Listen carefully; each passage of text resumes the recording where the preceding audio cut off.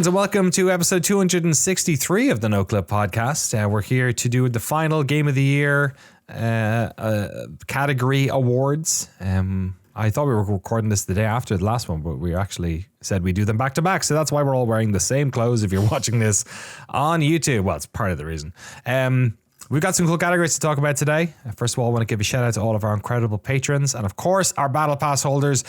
Let's do them from bottom to top this time. I'm feeling so sick. Ryson, James Med, Entheogen, Jacob Godserve, George Sakotis, Alex Goucher, Zachary Snader, Cameron Ladd, Grizzly Mug, Enox, Christoph Fatui, Eric Hamilton Schneider, Jonathan Kremen, Dark Insanities, Forrest Pruitt, Tim Robinson, Ewan Nate, John Akers, Bone Mold, Pez, Sven Huster, Goddison, David McGarry, Tucker Morgan, Quote, Mark Rojas, Matt Pearson, Arno, Juice, Harry Flanagan, Redredge, Senator Armstrong, It's a Me Ferrario, Nico Passateri, Anthony Thomas, he's a vampire, Dwayne the Rock Lobster, Yosh, Lovepreet, and Little Toast. Thank you all so much for holding our battle pass. We'll get it off you eventually. Okay, here we are. Category day 2. We have some fun categories to do today, like we did yesterday. They include Best Steam Deck Game, Game We Want a Sequel to, Best Original Character, Worst Trend, Most Difficult, Best Racing, Best Sports, Best Music, Best Game Pass Game, Game That Will Age the Best, Game That Will Age the Worst, Best Title, Single Player Game that would make for a great multiplayer experience, multiplayer game that would make for a great single player experience, and Game We Wish We Played More of. Can we also get Best Podcast Game on there? Best podcast game, that's not a bad shout. We'll give it to Amy Poehler as well. Good for her.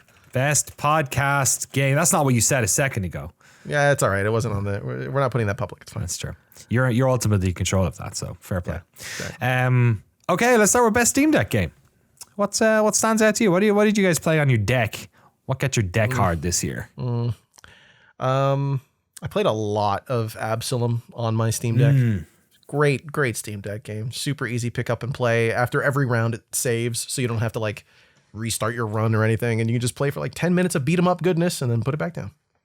Yeah, I would echo that. Sectori was another one for me. I think yeah. It felt real good to be playing on the deck. Almost exclusively on there. It was great. Frank, what about you? You play your deck a lot. This year the main game was Mega Bonk. Again, just for like a week or two because I had to stop playing it because I realized like, okay, this is like messing up my eyes. And then I played Ball Pit on my Xbox, but I feel like that is same kind of brain space. Yeah, that's a good hit. Yeah, I do think it's funny that nobody on this podcast in the last 3 episodes, including this one, where we're talking about Game of the Year, we may be the only one on planet Earth that did not bring up Silksong or Hades 2. I was just about to say Silksong is the game that I played the most on my Steam Deck this year. There you go. But I didn't particularly like it. And Hades 2, was I playing that on my Steam Deck? I guess I did play a good amount on my Steam Deck, but I like it on my CRT because I feel like, I don't know, the art deserves the screen space a bit more. You know what I mean? Like, especially the character portraits when they pop up. Yeah, I mean, there's a lot of detail in that world that I think you don't get to enjoy as much of on the deck. I will say, this doesn't really speak to the category, but I will say that my favorite Steam Deck experience of the year was what I mentioned earlier on the podcast, which is being on a plane and 2 old people were like asking me questions about Silksong and about the deck. And it was just, I'll just never forget that old man being like, what is that, one of them Sega? Yeah, it's like... that is like the funniest shit I've heard in my entire life. Is that a new Game Gear? Yeah, exactly. How many AA batteries does that thing take? They let you bring that on the plane? Yeah. Exactly. There's some strong games here for sure. I guess this one's very, very objective in that regard. Do you have any... Jeremy, you don't have a Steam Deck, right? I do have a Steam Deck. You gifted me your old one very generously. Sorry. When I was nervous for a flight. Yeah. Oh, yeah. I forgot. Loaned it to me initially, and then it was my birthday, and you were like, you should just keep it, which was very, very nice of you. Or it was just me getting away with not having to go to Target to get you something for your birthday. I don't know, Well, was a pricey excuse to not go to Target, but I appreciate it a lot. No worries. It was also Christmas, so it's also your gift, right? So it works out. It was also cursed by a medicine woman at some point. So I actually stole it off someone, so I needed to pass the. It's like it was like the ring sort of situation. I had to give it to him. God damn it. That's not a bad shout. Yeah, which one stand? I don't really have a strong one on this. I think I played a lot of the games. I played a lot of Steam Deck, but there was no game that I can remember. I kind of want to run up and get it, but there was no game I don't think that was like a quintessential Steam Deck experience for me that, like, for instance, Balatro would have been like last year, where I almost entirely played it on Steam Deck. Demon School was really good on Steam Deck. That was a game that I played a good bit of on Steam Deck. But yeah, nothing else stands out. Does anyone have a strong opinion on a Steam Deck game here? Absalom to me is one that fits real good. I'll just say I think it benefits a lot from the pick up and play nature of it, and also the art style. I think it fits good on that in a way that not every game does. But I'm not, but I'm not gonna. Yeah, I guess I did play more Absalom on Steam Deck than I did on PC. But yeah, anyone else have any strong feelings on Megabonk? You said, Frank, that was like one of those intense periods, was it, where you just kind of like drilled into it on that thing? Yeah, like even like going to sleep, like I would like before going to bed play it. I'd wake up, I'd play it. If I like, it was like, I'm sure if I went to the bathroom with it, like it was, I couldn't separate myself, and I realized like, oh, I need to like just stop and then continue on with my life. I like, So that's not. And bad I don't shit. know. I don't think I would have engaged with it like if I sat on like at my desk and played on PC, or if there was a hypothetical console version. I think that is such a like it felt like the equivalent of like a kid being hooked to their Game Boy playing Pokemon, like as I did as a kid. Like it was that kind of like just it's so intense of just That's a really good point, because it works great as a Steam Deck game, because it's like, yeah, I totally agree. If I were to play Megabonk, which I have not done, I wouldn't feel right playing it at my computer. That absolutely, I'll play on anything, but Megabonk feels like that kind of thing. You need to play on this, and then when you're done, you're like, okay, put that down and walk away from it. That's not a bad shout. The new Tony Hawk game as well is that's Steam Deck, isn't it? I think I played it on Steam Deck. Wasn't there a new Tony Hawk? Was there a new Tony Hawk this game? Was the remake last year? Yeah, it was 3-4. Yeah, 3-4 remake was 2025. It was. Wow. Yeah. We never put it in here either. I think because we just feel a bit weird about the 3 stuff. Is that it? Or the 4 stuff? Sorry. It was. I think it was deceitful marketing. They said it was a 4 remake. It is not. They remade 4's levels, but they did not remake 4's career mode. And I was like, kind of like, it's weird to say pissed. At the time, I was pissed. I don't know, as pissed as I get. Yeah. It's kind of like Skate. There are parts of Skate that are cool. We'll get to this in sports game, I guess. We'll come back around to that.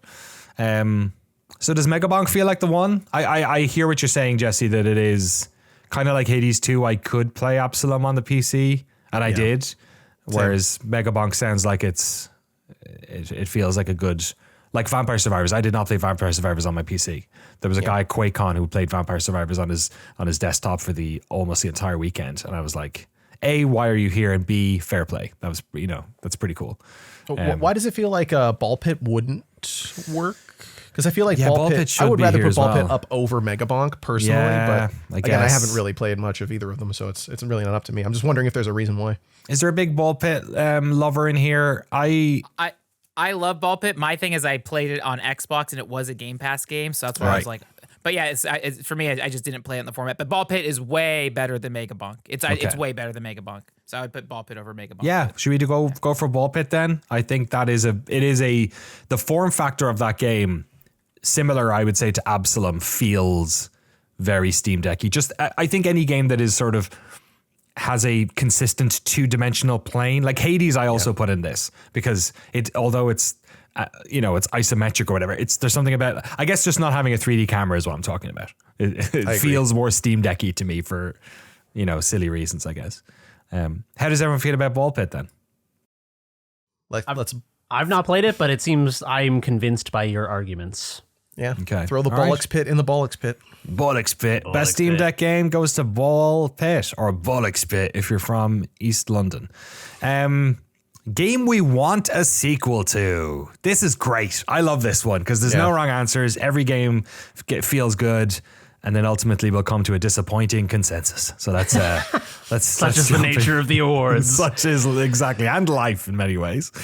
Okay, yeah. Well, let's throw this one out there. This game doesn't necessarily need to not be a sequel or needs to be a fresh game. You know, it can be an older game. It can be in a series. That's fine. It can be for bad reasons, that like the game didn't fulfill what you wanted. It can, you know, I would say the only game that doesn't count, that we can't vote for, is Deltarune Chapter 3 and 4. It's already a lock. It's already a lock. Yeah. So what do you guys think? What is there any games that you played that you'd love to see more of, that you wish, you know, you hope that more of these games come out, or that felt like it left something on the table that you want to see more of? I will say the way, not that I expect that we'll get one, but the way Death Stranding 2 ends is like, oh my God, I want to play Death Stranding 3 now. So, but I know Kojima is working on 2 different games, but I'm like, it's like, oh my God, I would be so happy for Death Stranding 3, but I don't think it needs to win the category, but it is if you play and finish that game, I feel like you will have that feeling. And again, that's someone who like, I bounced off Death Stranding 1 so hard. So it's like, oh my God, that's how good Death Stranding 2 is. Is it like, maybe appreciate 1. It was so, and I'm still want more. And there's so much open world content, but like how they set up, like how the game ends is like, oh my God, I want to play this. So I will say, while I like to dunk on Death Stranding, even though I, you know, enjoyed the first game and I need to play more of the second one, I will say I feel like a world without more Death Strandings does seem like a less interesting world. you know, like I'm kind of sad that there might be any more Death Strandings. But then I guess what I really want is a world in which Kojima is making weird games, even if I don't like all of them or whatever. But yeah, that's not a bad shout. Jeremy, do you have any that come to mind for you? I'm struggling because I feel like I'm not a big sequel guy. Like, right. I feel like it's very. Sometimes I'll enjoy a game that is like Silent Hill. I think is a good example of they're sequels, but they're not usually, or they're sometimes connected. But like the ways in which they are connected, if they are connected, are sort of more like lateral, or it's unexpected the way they tie into each other. That's the kind of sequel I like. So I'm trying to think of. I don't know. I kind of feel satisfied with like every game that I like on this list. I'm like, yeah, that's it. They released a DLC for Night Rain that I've not played. I would like to see more FromSoft co-op. I think I know that Dusk Bloods or whatever is going to dip into that. I don't have a Switch 2. I'll have to steal one from my nephew. But yeah, I would like to see more FromSoft co-op. I think that it's an incredibly rich experience to share, that like sludging through an incredibly difficult experience, banging your head against the wall. I associate that Souls experience with like solitude and sort of like a monastic Spartan suffering by yourself, sleeping in a sleeping bag on the floor, then getting up and playing Dark Souls. But yeah, sharing it with friends was shockingly rich as an experience. So maybe Night Rain. I don't know. It's less that I want a Night Rain sequel and more that I want more FromSoft co-op. And I think that might be tricky given the game that we have on the title of this one. Yeah. Maybe a boring answer to this, but one that I think makes sense is Clair Obscur Expedition 33. That seems like a franchise maybe that people will be excited to see more of. Jesse, Jesse's about to talk about the ending without talking about the ending. Oh, yeah, are you? I mean, I don't know. I haven't. They're not making a sequel to that fucking thing. You don't think so? Okay. They're not making a fucking sequel. Okay. I mean, the universe you could make, you know what I mean? You could. Danny, they're not making a sequel. All right. Okay. Okay. Here's the question. I would love it, but they can't. They're not. They won't. Here's the question. Because I could also say the same about like the Seance of Blake Manor, where like you can't make a sequel to that game, but I also don't want a sequel to that game. I want like more of that style from that studio, which is also what Jeremy is saying, right? Like I want the Case of the Golden Idol. I want, the next, I don't need a sequel to that one, but just give me another thing. It's okay. They did it already, so it's all right. Yeah, exactly. One. That's true. Yeah. Yeah. I get what you're getting at, of like, I want to see their next thing. I want basically this award is what studio do you not want to close down very shortly. Blake Manor is a strong answer because I would love to see that those mechanics fleshed out and explored more in a different setting. Even like it could be the same era, it could also be like a different era. I think that there's a lot of like interesting ground to cover. Tackling different mythology. I'd love to see a modern version of that too. Like what does that sort of thing look like in like New York, or maybe not New York because it's always New York, but somewhere interesting. Oh dude, like Fargo, Seance of Blake Manor would go crazy. I would play the hell out of that. Yeah, did bring you ever play Declan those to America. Was it Puzzle Agent? Yes, Puzzle Agent those are some of my favorite games ever. I love those games. Incredibly very Fargo. Yes. And they take place in Minnesota or something? No, it's somewhere else. It's like some North Midwest Dakota or something, state. isn't it? I think North Dakota sounds right. Yeah. Yeah. They're like Ogden, I want to say, is the name of the town or something. It's like activated a part of my brain that hasn't been in it. Those games are they're really very cool. Very cool. Actually, in that same vein, this is particularly niche, I suppose, but it came out a couple weeks ago. Detective Instinct: Farewell, My Beloved. I would love. Oh yeah, I remember you said for about that studio to make another game, especially in this exact style with the same characters. I would love to see, because there's not that many studios making that kind of command select adventure Japanese style story game. So more of that would be awesome. I would be very happy to see another one of those. Similarly, I'd love to see Atom Falls devs take another swing, Rebellion do another first person thing, maybe in this world as well. Yeah. There's a weird like revival of this sort of British folk horror thing with the 28 Years Later, and then the Bone Temple has come out, I think, this week. Have you guys seen 28 Years Later? No. Frank, you have? Yeah, it was great. Yeah, it was great, wasn't it? It was like I love 28 Days Later, but like I find it a hard rewatch. But I think I really enjoyed 20. Like it might be my favorite of the bunch. But I've read a couple of reviews for the new one, which I guess it's coming out 6 months after the last one, which is just seems insane. I guess they filmed it at the same time, but people are saying it might be the best of all of them. Like it's so weird. But you haven't seen the new one, have you, Frank? No, so that Bone one comes Temple. out. Yeah, it's third. Yeah. So it comes out technically tomorrow. It's out. Yeah. Yeah, but anyway, I don't know where I got there. But yeah, folk. I guess Adam Fall is also exploring that same sort of like British folk, modern folk horror or postmodern folk horror kind of thing. Okay, so there's nothing else that's really. It's interesting, isn't it? You're right. Jeremy's like made a good point. We're a crew who doesn't necessarily require sequels all that much. Yeah, even in the case of like, I really like Silent Hill F. I don't want more of that. I want another same team or whatever, or keep making new writers, or whatever. But it's like I want more Silent Hill games, but I don't want a sequel to that. Yeah. That's a good point. Yeah, and that's a weird one too, because it's like that is kind of how a lot of Silent Hill sequels operate anyway. So that could be one. Right. But I don't want Silent Hill F2. I don't want more of that character. And I don't know, not because I didn't like that character, but just because I felt like it wrapped up. The only other thing I can think of, is Avowed. I would actually like to see Avowed too. Right, yeah. Because Obsidian it always seems like they do a good job on their first one. Maybe it appeals to some people and maybe it doesn't. But then, man, the second time around, they just fucking knock it out of the... Like I thought, I played a little bit of Grounded 2. Thought that was so much better than Grounded 1. Really? Pillars of Eternity, same thing. Like Outer Worlds 2. Yeah, Outer Worlds 2. I wish I played more of it, but it is... It has a radio, so it's better by default. Like, yeah, it's so good. I would like to see Avowed 1, to me, didn't scratch the itch that I wanted. That sort of like Kingdom Come Deliverance scratches. Yeah. I want like... I would love to see Avowed exploded a little bit more, like a little looser, a little slower. It felt like what I played of it was very like, here's a thing, and here's a thing, and here's a thing, and it was all kind of chained together in these very corridory kind of areas. I would love to see them just do like a big open sandboxy kind of thing. Yeah, it felt way, kind of like a lot of like, so Outer Worlds 1 felt that way too. Very sort of, corridored.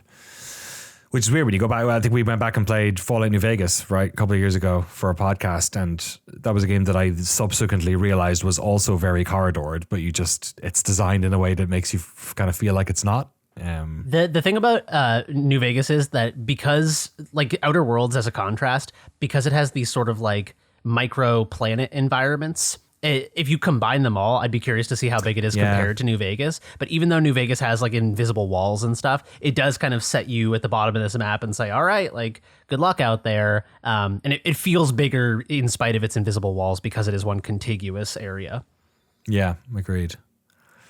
All right, what do we think then? Is it coming down to Avowed and Death Stranding 2, I guess, for ones we want to see the sequel to? Or Blake Manor. Or Blake Manor. Or Blake Manor, yeah. Blake Manor is probably my choice for this. But is it breaking the rule though? Is it saying the same thing as you saying you want another FromSoft game that does? I guess that's you could do the Seance of North Dakota. That kind of solves the problem. Well, right? I would like to see Declan do like another Case, which I think would be a direct sequel. Ooh, yeah. Oh yeah, like that's a true. Knives Out kind of thing. Yeah. Yeah. Okay. I mean, I'd go for that one if it was there.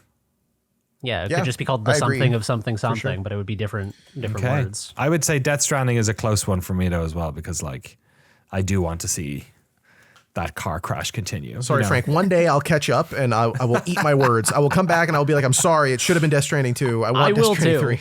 Yeah, no, I still want to. I'll never make this video, but I want to make a video where I buy like a solar generator and I play Death Stranding 1 and go backpacking until I finish it. And I'm not allowed to go inside until I finish the game. Dude, live stream it. That would go crazy. It's like our Elden Ring in the desert thing all over again. Yeah, it's that, but committing so fucking hard.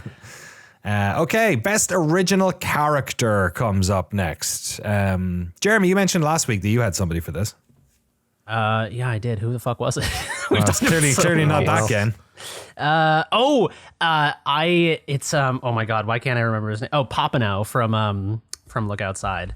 I don't know how to express this other than just kind of talking about this character. I'm gonna post a picture. How do you spell Papano? Papineau.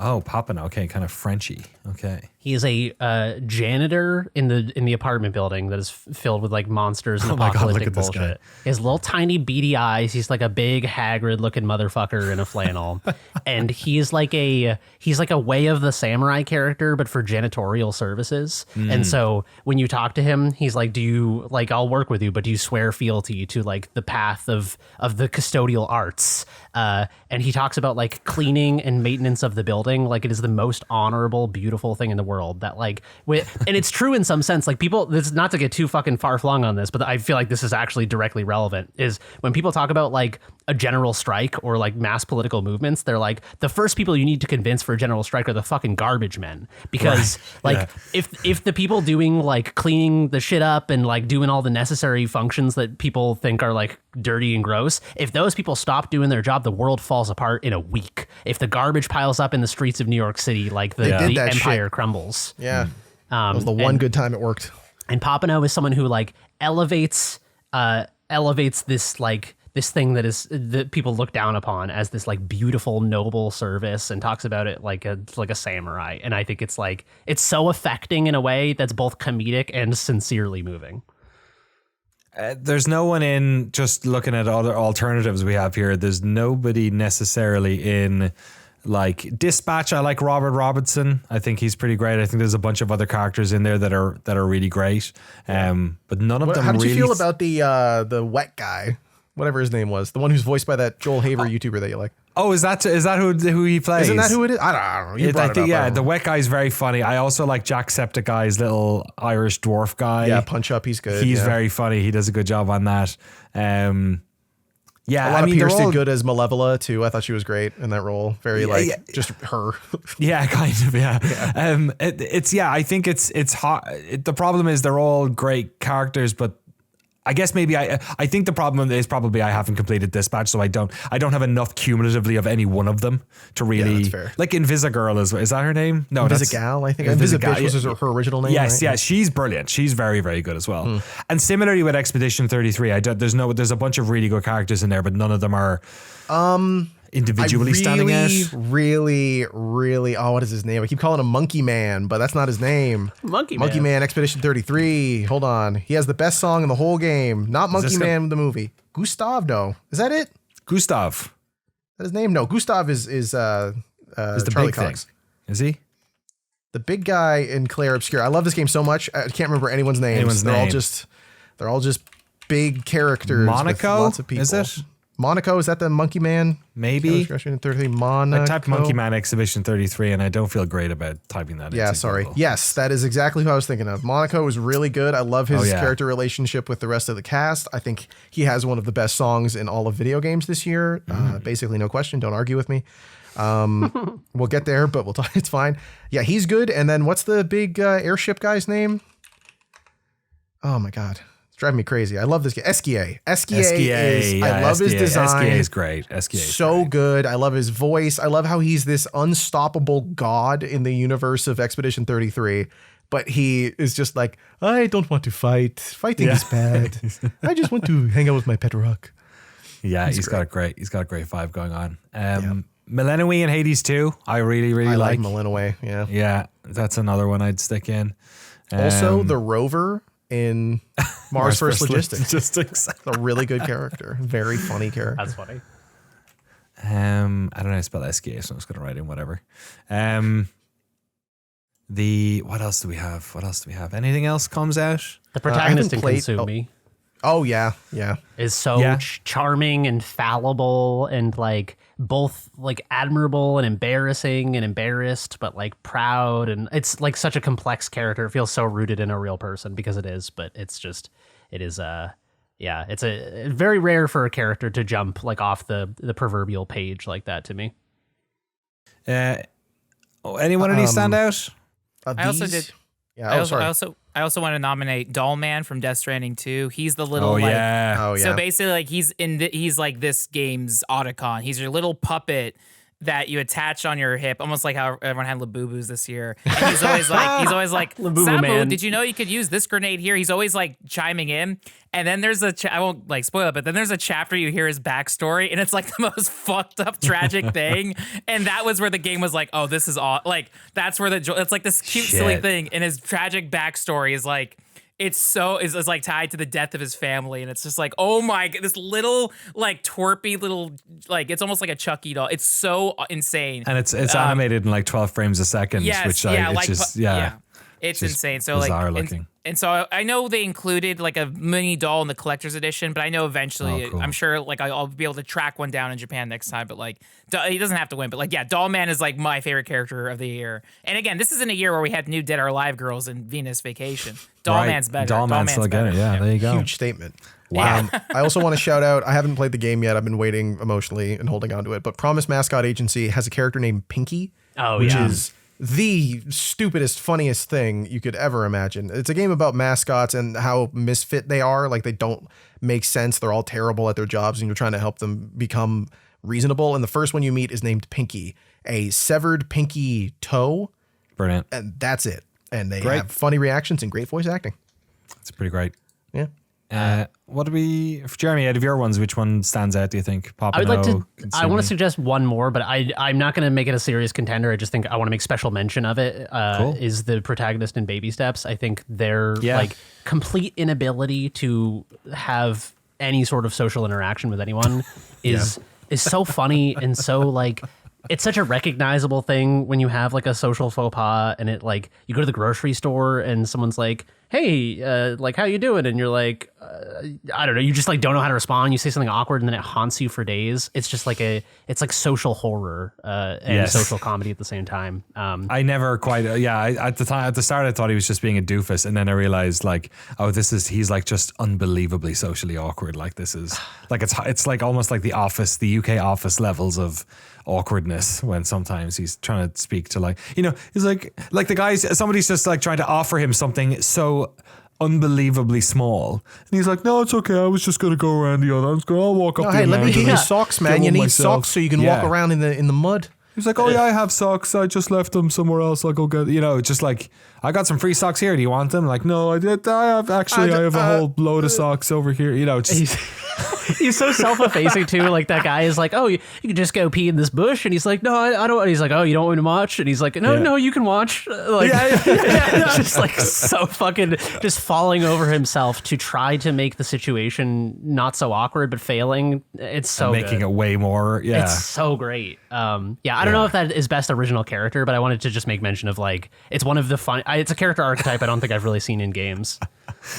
That's now my favorite of the list, probably. So, Really? It's, I mean, it's maybe, fucking, it's really, really good. I mean, also all the donkeys with their dicks out are great. So that was a real twist. Yeah, what a I was surprise, curious eh? when the selection comes up at the beginning of Baby Steps and it's like, do you want Yes. nudity? I was like, what could this possibly be? I was like, this guy's gonna fall out of his onesie, and it's gonna be like, you know, his butt flanging around. Nope. Just a donkey dick with his Huge legs spread, swinging. asking for cigs. Yeah. Oh, the cigarettes. Oh my God, that game. I've just remembered all the game and the cigarettes. He's trying to get him to his one wish. He wants him to wish for cigarettes. And he's like, we'll do anything for you, which is such a funny trade because it's like you could just use the wish for the thing that you're asking for. Yes. It's so stupid. It's amazing. Oh, fuck. All right. Which one stand out? I mean, I'd probably pick Baby Steps guy now at this stage, but who else? Over Milena Wee, who's been written like thousands of lines of dialogue and voice acting, and I'm like, Baby Steps guy, please. No, Yeah. Nate's a good pick. Is that his name, Nate? Yeah. Yeah. I think so, Nate. right? Yeah. Yeah, Papano is great, but it is like a optional pickup character who is expressed less. I would be remiss if I didn't mention Papano in this discussion because Cool. he's so great. But Shout out to I'll let him Papano. step aside. I I think gotta that's what play he more. Look he would outside. want that as an honorable janitorial Okay. services guy. And you know who wouldn't want this award is Nate.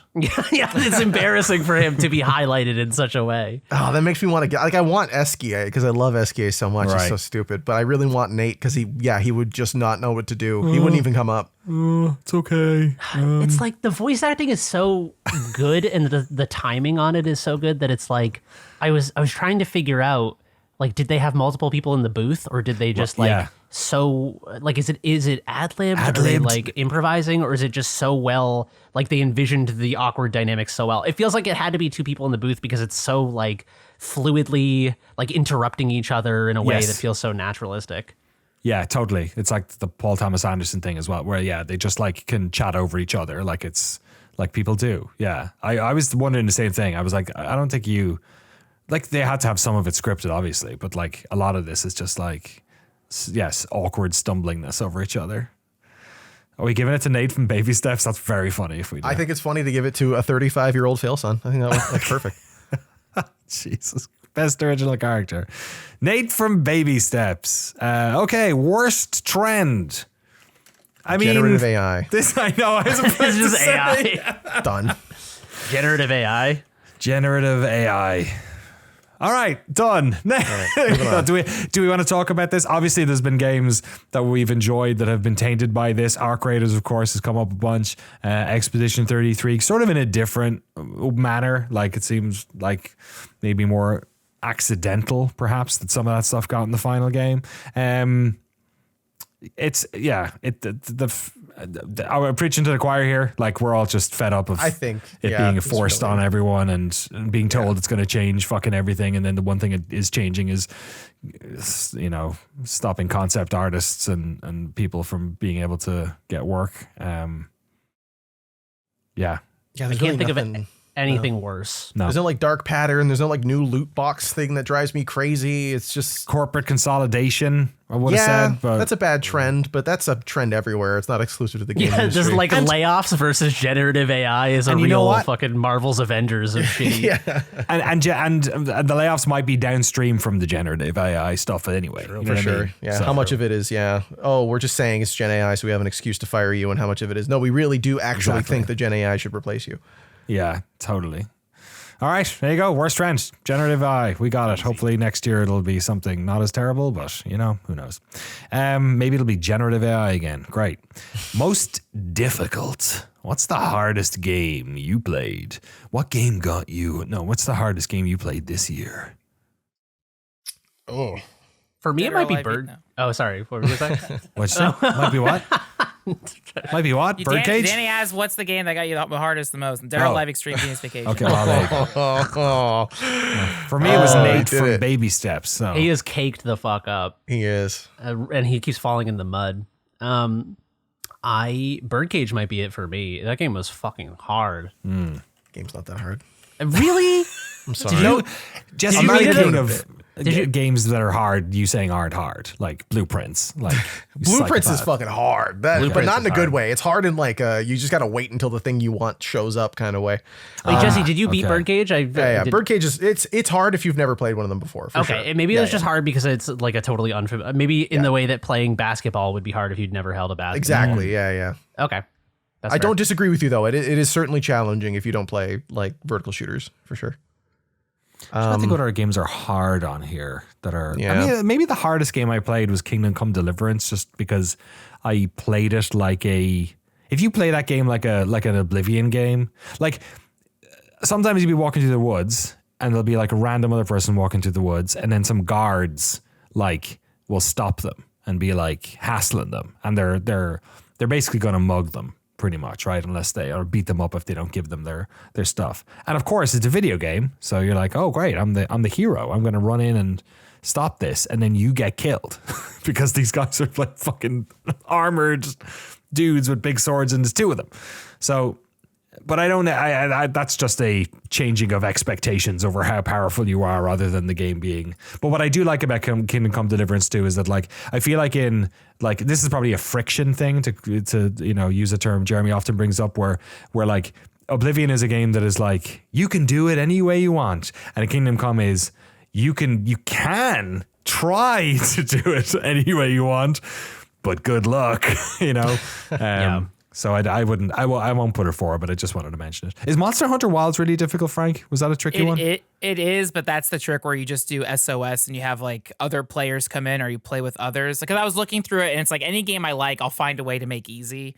Like even Metal Gear Solid 3 Remaster was hard. And then once I had to remember like how those games worked, it became easier. So like to me, the hardest thing I played was Elden Ring Night Rain, where it was like, I think this is like, I have to like coordinate with my two friends who are like legit masters at Souls games to have them carry me. And it was rewarding, but I only did that experience like twice. And I was like, oh, this is like too intense for me. I think I'm, and that's weird to say a cop out to mention a Souls like game, but like Elden Ring Night Rain, as we talked about, it's not a friend slop game because like, oh, you have to coordinate. And like, if you drag to like get to the next like, church health pickup item, or like it's like you're constantly moving, so it is very tough and you need to have strong communication skills. The hardest part of Elden Ring Night Rain might be getting 3 adults together for more than an hour. Yeah, that's the greatest challenge of all is coordinating friends to play co-op. That it might be that because it is multifaceted. Night Rain is a good suggestion. I've played every Souls game, some multiple times, and it's a challenging fucking game. And I've heard the DLC is even harder. I will say, I think Night Rain is a perfect choice for this. I do want to mention White Knuckle here. I think White Knuckle is tough as fucking nails. Yeah. And that ending, man, it's so hard. Even if you know what to do, it's like impossibly hard. and it's like that. It's that knowledge gated thing too, where it's like if you don't understand what's happening, there's such a narrow margin for failure. Where it's like, where do I go? And you have to know instantly. And if you fail, it's like it's fucking over. Your like 45-minute run just starts over, and it's like. The stakes are so high that like when I there's only this has only happened to me twice ever in my history of playing games, but 2 games ever, White Knuckle and holy shit, Sekiro. When I finished both of them, when I finished the last boss of Sekiro and when I completed a run of White Knuckle, I had to get up and I had to pace around my room because my heart was beating so fast that I was like a little scared. My palms were pouring sweat and I felt like I was on the verge of a panic attack. But like in a way that is like memorable and fun, but like I've only had that experience with Sekiro and with White Knuckle. Yeah. You know what other game I've had that experience with though? Arc Raiders 3v3s. Oh, really? Dude. That game is all tension all the time in 3v3s. Yeah, but only in that mode. Or I guess, or if you're in PvP bad boy club in solos or duos or whatever. But I'm not. I'm in. Are you? Oh, unfortunately, yeah. I got in too many fights. I was so tired of people being mean to each other and I was trying to save the day and now I'm stuck in the fight zone. I can't get out. I got one for, the guy who was saying, it's a duel, man. It's a duel. And I killed him. But, yeah, anyway, sorry, New York guy I killed who was in a duel. Night Rain feels good. Night Rain. Okay. No, Night Rain versus White Knuckle. I just want to weigh in one last time before we move on from it. Jesse, what do you think? Because I feel like you're the only one who's played both of them other than me, right? Yeah. I thought Night Rain was a lot harder. Really? I liked the well, I just don't, I'm not, you're the expert. See, this is the thing of like, I thought Birdcage was for babies. So like, it's, it's the same situation. Now it's I don't play a lot of Souls games. So I thought Night Rain with an organized group of 3 people who play Souls games was very attainable. It's quite the caveat. But no, exactly. So it is hard to compare. Once I got 3 people together, me, Chelsea, and a friend of hers played Night Rain, and it went from like completely impossible to like, let's check off like 4 of these bosses tonight real quick. But it is a fucking hard game. I as someone who's played a lot of Souls games, when I was playing it with randos, I was like, this is fucking crazy how hard this is. It's very demanding. And White Knuckle is a game that gets hard. It's not a difficult game for a large amount of it, I didn't find. I suppose so. I think it's more that it gets easier over time. But it gets easier over I time don't find to do the early parts of that game tricky. Like, no, they're not too hard, but like it just gets easier, or at least more manageable, the earlier parts. But the newer stuff is always so much more difficult that it kind of balances out. Yeah, the last thing I'll say about White Knuckle is, Danny, did you reach the part with the elevator? I can't remember. Okay, I feel like, Jesse, the elevator, not the elevator shaft, but the elevator itself, the lift you have to activate. I feel like once you hit that, you sort of realize how difficult this game is. Yeah, no, I agree. I think that's what I said. It gets hard. I didn't find any of my time on White Knuckle. But that's only like that's 15 minutes into a run. Like that is pretty early game, I would say. Are we saying White Knuckle's winning it, or are we like we've sort of said our? I don't know. There are different types of difficulty. So I was just trying to like explore it a little bit. I think Night Rain, just because it's not only hard from the Souls, like, oh, these games are impossible, you want to die, Souls challenge, but it's also hard because it's multiplayer and you have to coordinate with multiple people, which is like, it's hard to find that many people. Imagine you've also never played any of these games before. Yeah. Even if you have, but like you're not particularly great at them. I'm happy for Night Rain to take it. I just wanted to explore the issue a little bit because White Knuckle is a fucking hard game. It's very hard. Elden Ring Night Rain wins most difficult. We're up to best racing. This might not take super long. Frank had on his list Tokyo Extreme Racer, a game that he enjoyed this year. Go on. Oh, sorry. I was going to say, Tokyo Extreme Racer was super cool. I played in early access. 1.0 came out, but I'm waiting for the PS5 version in a few months. So like that's also for down the line of like game I wish I played more of. But it's super cool. I just didn't dive all the way in because I was waiting for further stuff to come out. But it is 1.0 ready. But yeah. Mario Kart World also came out this year. I know that's been very popular in this household. We've pretty much unlocked everything except one of the stupid characters, which we can't get that stupid wizard to hit us with on the right stupid level. But yeah, I love Mario Kart World. I didn't love the open world stuff, but the regular races and the, what do you call them? The knockout races were great fun. Great. And also very good online and offline. It's great fun, and it's a good couch game as well, which didn't come up in our couch game conversations. I've just realized, but too late now. Can't revise it. I think those are probably the 2 best choices. I just want to also shout out Blood Thief. The racing part of it is not quite competitive racing in the traditional sense. It's a speed run leaderboard game. You know my problem with those. Blood Thief is the best one I played this year, without a doubt. I also played another one called Jet Runner, which I thought was pretty good and like close to Neon White. But Blood Thief takes the cake, man. Speed running, like Quake melee action game. Should we have a best speed running game in here then, or a best? I'm down, but there's not that many games. I'm down. Let's do that, and we'll stick that in there because that is a good point. There has been a bunch of games like this. There mightn't be every year, but there has been this year. Yeah. Blood Thief, we'll stick in there for now. Frank, if you had to pick between Tokyo and MK, Tokyo Extreme Racer. You go Tokyo? Yeah. Of course. Yeah. Are we is this the democracy one as well? I don't know. Do you feel really passionate about Tokyo Extreme Racer? I love it because I feel like, and it's something I plan, like when the PS5 version's out, to go nuts on the trophies and stuff. But I like it because it scratches an itch that we might get that with the upcoming Forza or like Japanese game set. But like that's why I've gone back to like 2004 Capcom racing games. I'm trying to find a good like Japanese like racing game, and Tokyo Extreme Racer is that like initial D dual car, like you're chasing down highways, which is really cool. It is like an arcadey type racer as opposed to like Gran Turismo 7 sim. But like in terms of how much you enjoy it, like did you enjoy it loads, a lot, like a decent amount? Yeah, like I would say like 8 out of 10 level of enjoy. Like not like oh my god, this is the best game. You know, like Gran Turismo 7 for me was like that. It was perfect. Yeah. I had Highway Racing too, but yeah, Tokyo Extreme is awesome. But again, I just haven't tried the 1.0 release yet. So that's yeah. Jeremy, do you have any thoughts on this one? I don't really play racing games. Yeah, I don't hate them. I like them with like I've played so much Mario Kart with friends and stuff. They're just not a genre that I dip in too much. Jesse, any feelings? I really like Mario Kart World. I did not play Tokyo Extreme Racer, but a buddy of mine did, and I will take his word because he plays everything racing. He plays Need for Speed. Like he played Heat this year for some stupid reason for like 100 hours. He loved it. So he was really, really hot on Tokyo Extreme Racer. So I will put his vote up as mine. Okay, would you Tokyo Extreme Racer? I really love Mario Kart World. Uma Musume. Oh, that is a racing game. That's true. Frank, thoughts? Yeah, so it's like you aren't controlling the actual horses as they race. That's more like not sim or management. Like it's like that kind of like more of a gambling game. Yeah, yeah, it's like a life sim game more than a racing game. Yeah, the life sim is losing all your money on the horse races. That's life, baby.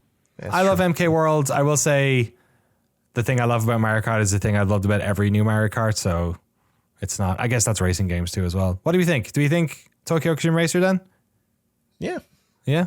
That feels fair. Fuck it. Let's be more interesting. What about Sonic Racing, Frank? Sonic Racing is good, but it's almost too chaotic. Like it's it's even more insane than Mario Kart World, which I appreciated, but like for me, what I like about racing games is like getting that flow state, and like having items in these like party racing games messes that up and incites you with rage.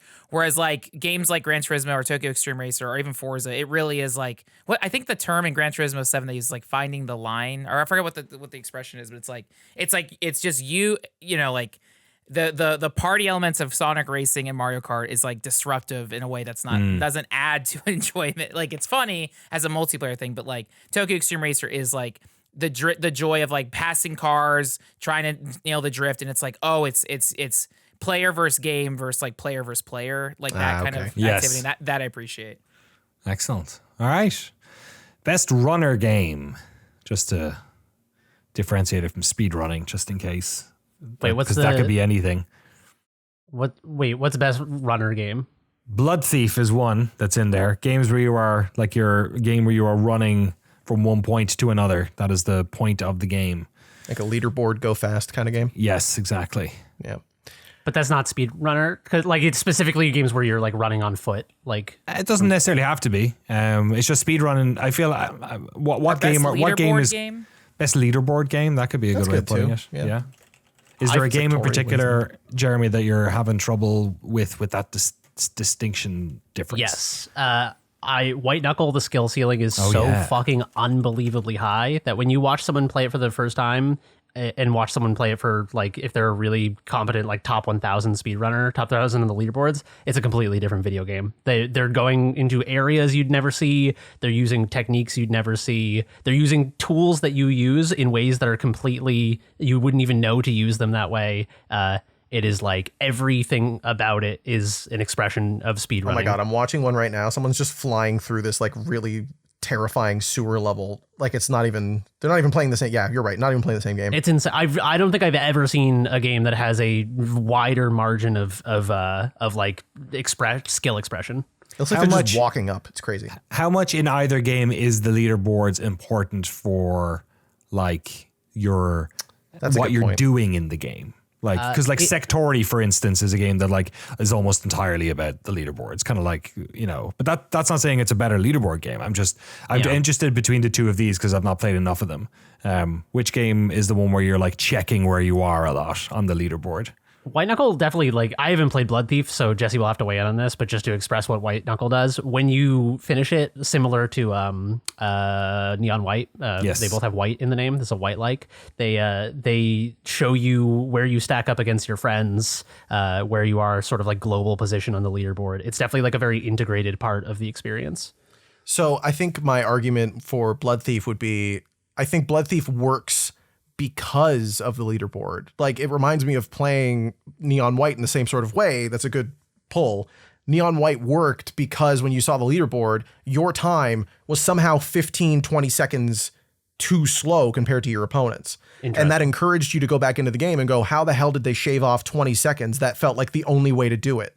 So playing again in Neon White was like, oh, actually there's all these other routes and factors to consider to get a faster time. Blood Thief does the same thing. Right. Yeah. Dashing and flying through it, there's ways of getting around the world that you wouldn't consider unless you saw that someone else was going so much faster. Whereas White Knuckle, the times are just, you're like, how the hell did they go that fast? And the answer is tricks, right? It's not tricks in like level environment exploration. It's tricks in like little, almost feels like glitches from what I'm seeing in these speed runs of people just like, I can jump off of this handrail and I'm throwing rebar down, I'm rebar jumping. So it's a very different kind of thing. Yeah, that's an interesting distinction, is the sort of the segmentation of levels, because I would say that Neon White is a better speedrun game than White Knuckle because it has distinct levels where it's like, how can I shave 5 seconds off of this very discrete portion of the game? Whereas White Knuckle is like, you finish a 45-minute run and you're 1,000 places behind someone else. So yeah, that makes sense to me. Okay, so what do we think? Is the consensus? It sounds like Blood Thief. Blood Thief? Okay, cool. Yeah. Excellent. And notable mention, White Knuckle, of course, a game that's come up a bunch. Clearly has a lot of love here on the crew. Best sports game. So this can be broad. You got your rematches, you got your WWE, you got your Seance of Blake. No. White Knuckle if you're into climbing. No, just White Knuckle. Yeah. I was gonna say, I feel like this came up as we talked about yesterday, but like, or for us yesterday, the listeners 2 days ago, or on our Game of the Year, like episode 1, but like we talked about how Despelote captures the community spirit of sports better than anything, and I feel like it's so like. Yeah, I feel like it doesn't have to be Despelote, but to me, I'm like, oh my god, like Despelote isn't just about the sport of football, but it's about like everyone in your community like being caught up in this and how important it is to have that like local thing to root for, and just I don't know, like just the fact that there's a scene like that the TVs are always on playing the sports and people are stopping the streets, people are holding their flag to the TV on the street and cheering and si se puede. I'm like, oh, the fact that video game captures like sports fandom accurately, like. And the act of playing the game as well. Yes, yeah. You know, like you do kick a ball around. And that's how most, kids around the world learn about football, is they just kick a ball around on their own, hit it against the wall, And we hadn't like mentioned it yet, but like the opening shot of the game is where it's like you're playing like a 2D top-down soccer game, and then it pans out, and it's like that's the obsession. It's like you play the video game at home, you're in school talking with your friends after school. You're like it's like it's 24/7. It's like totally. They are referencing a very particular game as well. I think it's the early Dino Dini game before kickoff. Which is also very cool, which anyone who had an Amiga or an Amstrad or a C64 maybe would know all about. Yeah, all right. I was going to mention like Skate Story and Skate and stuff like that, and they do their own thing, and Tony Hawk's Pro Skater as well, but we've talked about them sort of previously. Despelote feels right to everyone? I like that for the sports pick. I just want to ask if there's any like standout traditional sports games like arcadey sports or like this year's Sim F1 sports, game felt, EA Sports FC has felt like pretty incremental. So is F1. Obviously, they're racing games, I guess, so that doesn't really count. Yeah, Madden. I don't play the NBA 2K games, so I can't speak to those. I will. NBA 2K. No, wait. Oh God. 24.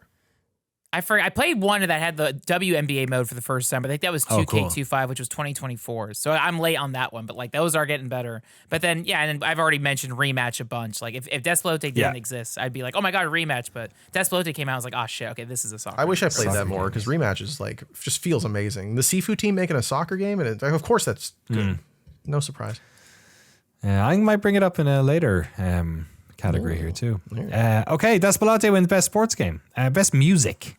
How are we feeling about this? Here we go. Yeah. Oh, this is the subjectivity nightmare. Yes, this is the most subjective potentially. I would like to just list off a couple if that's okay. Go for it. Look Outside has one of the craziest soundtracks. I listened to the Look Outside soundtrack just as like synth music. It's so great. The opening song in my Game of the Year video was one of my favorite songs from Look Outside, which is Terminal.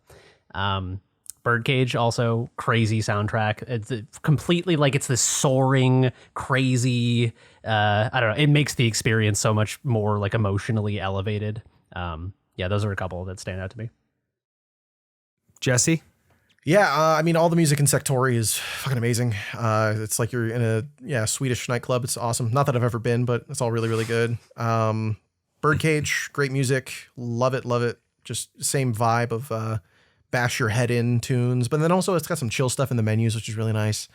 Absalom has some really good boss tunes, which I like a lot, but I think my standout is, and I want to get it, it's a particular song from Expedition 33. I think Expedition 33's soundtrack is awesome. It's got like a million different varieties of music, but there's one like bonus track that is so, and I think you can hear it in the game. I want to see if I can find it. So if someone else, no worries, stick it in the description if you can. Yeah, I'm going to. But like, it's just, I think the music in Expedition 33 bangs really hard. Excellent. Frank, you got any? Yeah, the two games I would mention is Luminous Arise, also because like music is part of the gameplay and like it's such a wide spectrum, and it's that game soundtrack is really great. And then Once Upon a Katamari, because they got a lot of contemporary Japanese artists to collaborate. Like you get a fusion of like what is hip now in the Japanese pop and like hip hop and electronic space with like the classical Katamari stuff. So there's like a lot of unique collaborations. They also like put out all these new music videos, and that was a soundtrack I added to my library I really liked. So yeah, Luminous and Once Upon a Katamari I wanted to nominate. Hyperbeat, is that a good music? Oh, that's got great music. That's a great hit. I completely forgot to bring that up. But yeah, Hyperbeat's music is really, really good. Very nice for the vibe of the game. Maybe what we should do for this one is instead of saying best music, we just go like 2025's playlist. Like these are the games that you should... Yeah. You know, because there is something particularly annoying about picking a best song because it's it's like best painting. You know, you're like fucking mileage varies. You know what I mean? It's like arguing if Italian food is better than Chinese food. Right. Well, Chinese because without China, Italy wouldn't have gotten tomatoes. So. That's true. All right, maybe that was a particularly bad comparison. I would ask to add, if we're doing the playlist thing, I would ask to add Arc Raiders as the soundtrack. Which song? What'd you say? Which song? Name the song. Yeah, exactly. Yeah, I couldn't tell you. Name 10 songs. Does Arc Raiders have music? Yeah. Arc Raiders, dude, there's one song that plays, I think if you're in there for the last like 5 minutes when you come back, that actually goes crazy. You're right. I completely forgot. It has many music. Obviously, it has all that sort of stuff. It has a lot of... ambient like music that is triggered by what you're doing, sort of, you know, like if certain enemies are close and that type of thing, it'll bring in these like sort of it's more beds. I'd say a lot of those are like tense beds. I love the music when you return back to Speranza. It has this like warmth. It's like a little piano, like doom doom to this little, and it has like a sort of a feeling of like okay, the craziness happened and now we're here and we're thinking, what are we gonna do on the next loadout? Like I think the music mirrors what you're doing, and the sort of it makes the world feel a bit bigger, like in a way that like even hearing the voices in the background of Speranza during that part. And then like you said, there is when you hit 5 minutes in Arc Raiders, basically when you hit 10 minutes you get a shout out like 10 minutes Raider go. 5 minutes there's like a rocket that comes down and it makes an explosion and you can hear it. Obviously that's not music, but it starts this music, and the music actually like gets like kind of intensely loud in the last 2 minutes. So if you're like 90 seconds away from an extract and you've like no health and you're just like fucking bucking it and the music is like really like messing with you, it's pretty great. So yeah, that would be my one I would put in here. I can't remember any. Was there any music in Blake Manor? There must have been, but like I feel like it's a little more backgroundy though. Like it felt, it wasn't like a starring role. You know what had good music is Baby Steps. Oh yeah, again ambient. It was kind of just like you'd hear animals go like, yeah. Oh yeah. Yeah, remember there was like all this like weird, it was, I don't know what you'd call it. It was like comedy music. It was like it almost felt like the world laughing at you. Yeah, 100%. Yeah, exactly. Yeah, it did. You're right. Angelinera has one of the best soundtracks of the year. I think Melos Hantani is one of the most underappreciated composers in video games. Absolutely, no question. Same with Detective Instinct, Farewell My Beloved. If you like that era of music, like Ace Attorney style stuff, I think probably one of the best soundtracks of this year for that particular vibe. Music you listen to while working from video games, that's the whole soundtrack, baby. What was the one soundtrack that you listened to outside of playing the game? Yeah, Detective Instinct, 100% after it came out in November. For me, it was Look Outside. Look Outside. I got to listen to that. Mine was Sectori. Just look up Look Outside Terminal after this and listen for like a minute and a half, and you'll be like, I'm so moved. Frank, did you throw any in here? Yeah, Lumines. Lumines. Yeah, Once Upon a Time at Katamari, I added. I don't know if I bet by now Lumines' soundtrack is available, but at the time it came out, I was like scrambling to find it, and it wasn't on the. There's always one really good one. You know what I mean? Yeah. Like there's always like, and it's usually the first song. They like know what they're doing, but no, it is. Lumines' soundtrack is pretty great. Always has been. Okay, that's fun. That seems like a fun way to do that. Here is a selection of.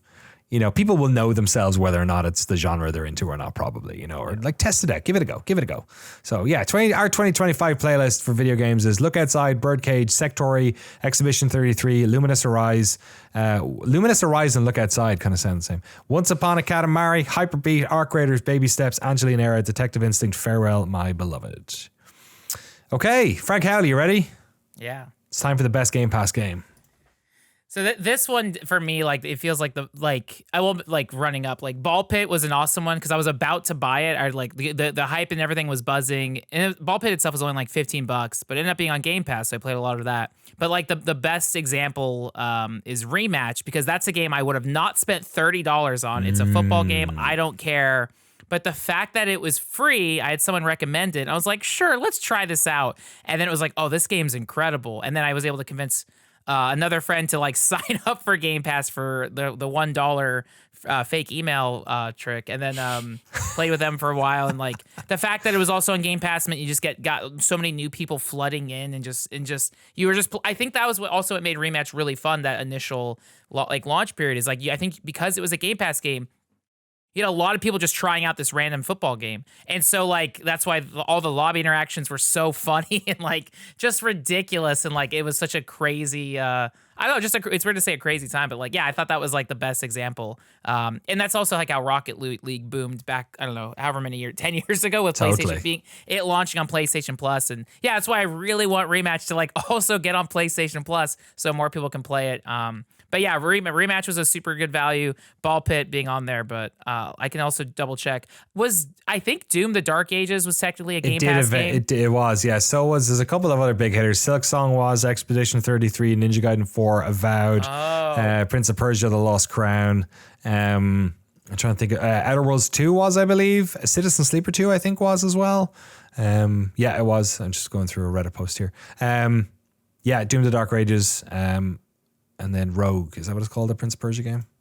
What's that one called? Oh yeah. Oh, Rogue Prince of Persia. Rogue. I didn't know that was on Game Pass. Cool. Apparently, yeah. But I hear what you're saying. You make a case that in particular Rematch was a beneficiary of this, and I also think you're right in that I bet Rematch's success eventually probably came from that people were playing it and talking about it. So I don't know. Like anyone else have a strong? I feel like this is Frank's category a little bit. So yeah, let him have it. I will also mention the other big surprise was Ninja Gaiden 2 Black launched on Game Pass. That's a game that is fully worth the 40 or 60. Like that game is so good. That was one that was like, oh, this is free. Let me download it. Oh, and then I beat the whole game in like a week. So Ninja Gaiden 2 Black. But yeah, Rematch is the one where I wouldn't have bought it on my own. Cool. I didn't click with Expedition 33, but I appreciate that was a Game Pass game too. But yeah, that's a great answer, and then an unexpected one. I wasn't expecting you to go that direction at all, but yeah, it feels like it's feels like it honors the sort of heart of the category, I think. So that's pretty cool.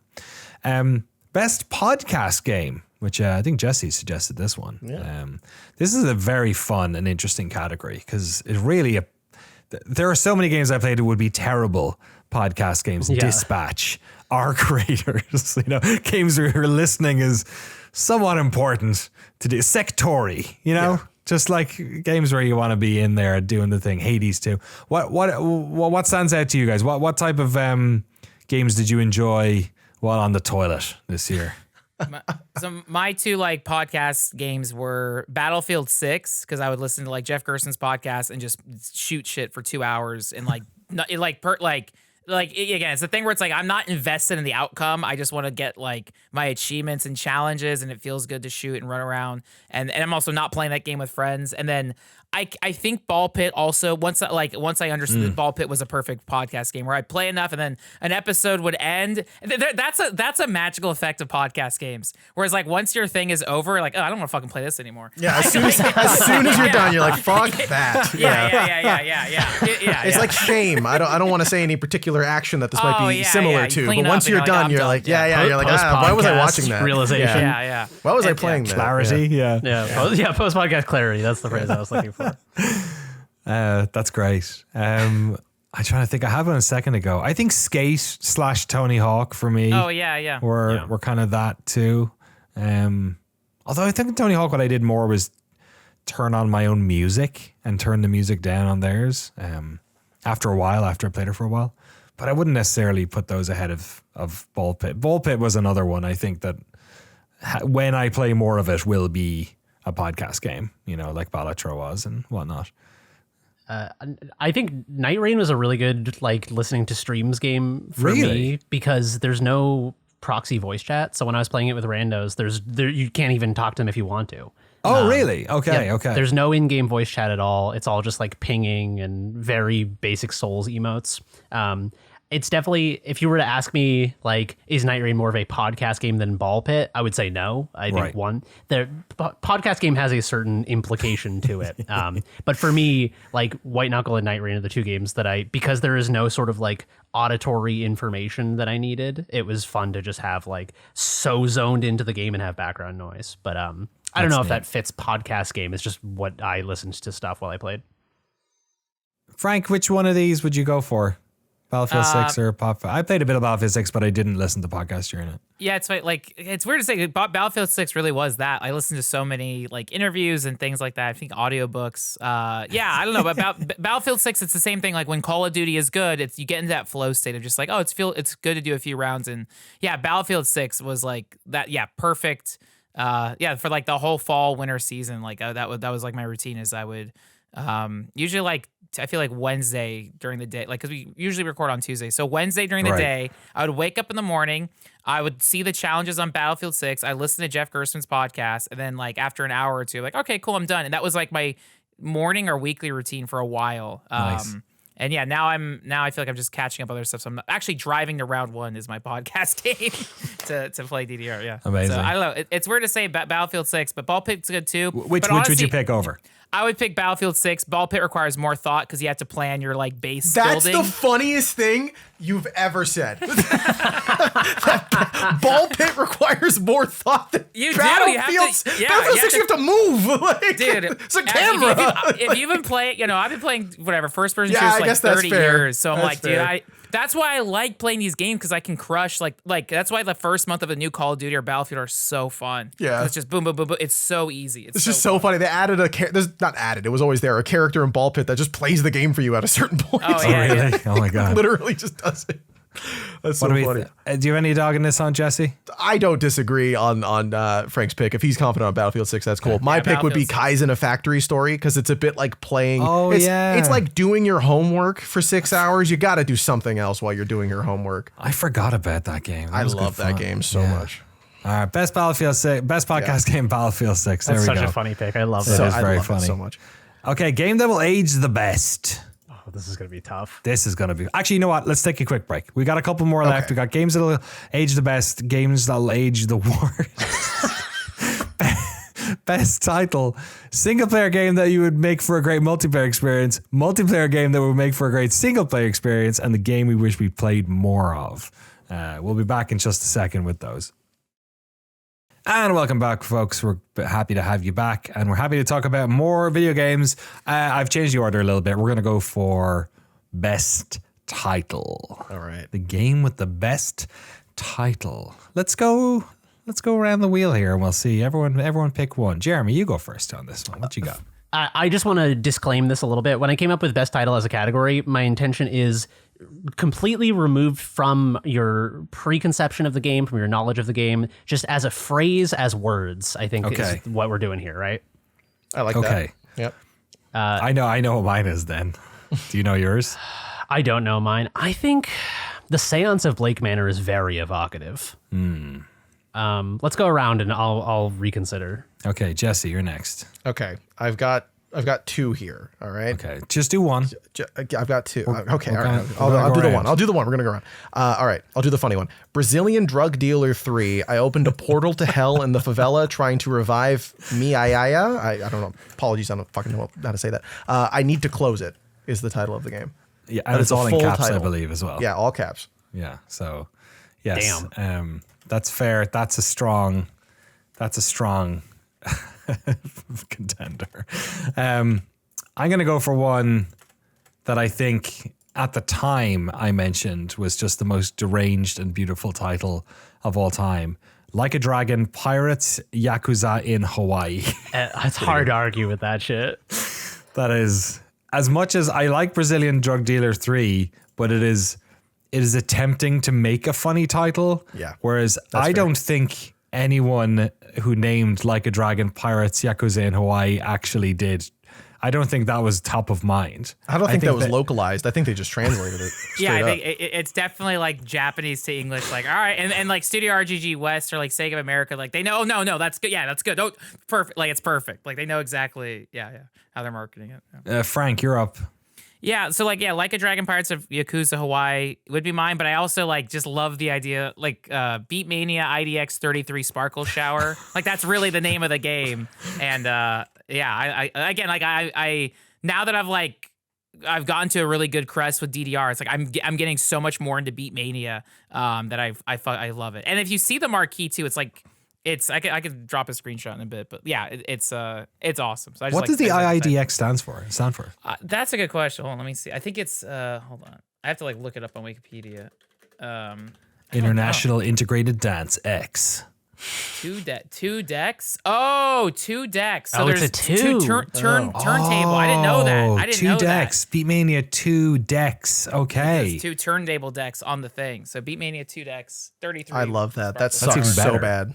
That's even better. Yeah, it's terrible. I love it. Beatmania 2 decks, Sparkle 33 Shower. Sparkle Shower. But I have to show you guys pretty like the marquee girls. There's like a non-chibi version. I mean, here's like a poster for it, so you get an example. Oh wait, here's the good one. Sorry. Jeremy, what about you? Any more? Yeah, we're going around doing one at a time until we exhaust, let's do it. basically. All right. I think Angeline Era. It's an era of angels upon the earth. I think that is very evocative.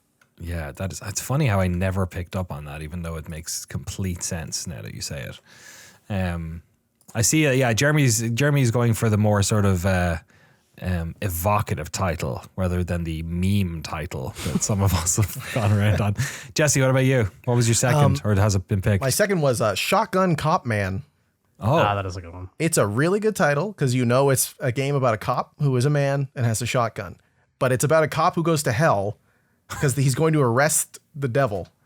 Oh, and it's like a 2D platform action shooter. It feels amazing. God, it's from the My Friend Pedro developer. It's very funny. It's probably the funniest game I played this year. And it plays fantastic. It feels amazing. Okay, I'm gonna add this to my. I think you'd really like this. Yeah, it looks fun. Play it on mouse and keyboard. Don't play it on controller. Shotgun Cop Man. Dear Lord. Another translated like European movie title kind of thing, starring Jean-Claude Van Damme. There's a bunch of really good ones here that just have like, I don't know, that are evocative and things.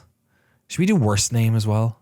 We should do worst name. Yeah, we should. Yeah, I feel like some of the ones we've Some suggested of them are also the worst. might fit this category. I don't know if I have another one. I think I felt in the moment so delighted with Like a Dragon, Pirates, Yakuza in Hawaii that I don't think I have another. Does anyone? Frank, we'll complete the wheel first and then we'll do open season. Frank, was there another one for you? No, I mean, yeah, like a Dragon, I think is the best one because when Like a Dragon, Pirates Yakuza in Hawaii got announced, I thought it was like, is this like an April Fool's joke? Like what it's but no, that's the full on thing, and it's like it's so ridiculous. Also, like again, Yakuza changing their like franchise name to officially be Like a Dragon makes it even more confusing. Yeah, it's also a more weird name. Yeah, and then they just put Yakuza back in the title for this one anyway. Yep. Like, what the fuck are they doing? We just spent all that time trying to make sure maybe people didn't. Maybe that's why they put it back in, because they're like, shit, maybe we got to remind people this is a Yakuza game. It's got Magic Man, all right? So let's. Okay, open season. Who's got some more? I got one more. I feel like this is quickly becoming the funniest title category. Yes, it is a little bit. Which I feel like is a little unfair to some of these that have more legitimate titles. I wonder if we should separate, or I'm also fine to like most evocative title or something. Yeah, it feels like maybe there should be a separate category, because Consume Me, I think, is one of the best game titles I've ever heard in my life. And I think it's to pit it against Like a Dragon, Yakuza, Pirates in Hawaii, Vacation, the third. Is evocative correct? Maybe. Something in particular? Yeah, sure. It's like best art, technical, best art, artistic. It's a bit okay. Consume Me, and then in that we'd probably have the Seance of Blake Manor, and then also we'd probably have what was the other one you mentioned? Angelinera. Oh yeah, Angelinera as well. Formless Star also is like a beautiful. Yeah, that's like Cellar Door. I was about to say it's like Cellar Door. It feels really good. Formless feels very beautiful to say. Okay. Sure. Okay, you know what we'll do? We'll go best title evocative, best title worse. But no, we shouldn't do that. Stupid. Okay. I mean, Consume Me feels pretty good in that one. Consume Me is so good because it's like good. It's thematic, it's like weird, it's evocative, it works on multiple levels. It talks about the like eating disorder stuff, but also the like overworking type A personality stuff. It's like it hits so many fucking things at the same time. It's crazy. And it has some of that mouthfeel. Consume is a very like nice word to say. True. Does that feel like the best out of those ones? To consume the game, like consume me. Consume me. Consume my content. Consume Me, Formless Star. Yeah, I don't know. It's fucking tough. Consume Me, I feel like hits thematically harder than Formless Star. I think Formless Star has better aesthetic, like literary value to it. Yeah. Phonetic value, but Consume Me just is crazy.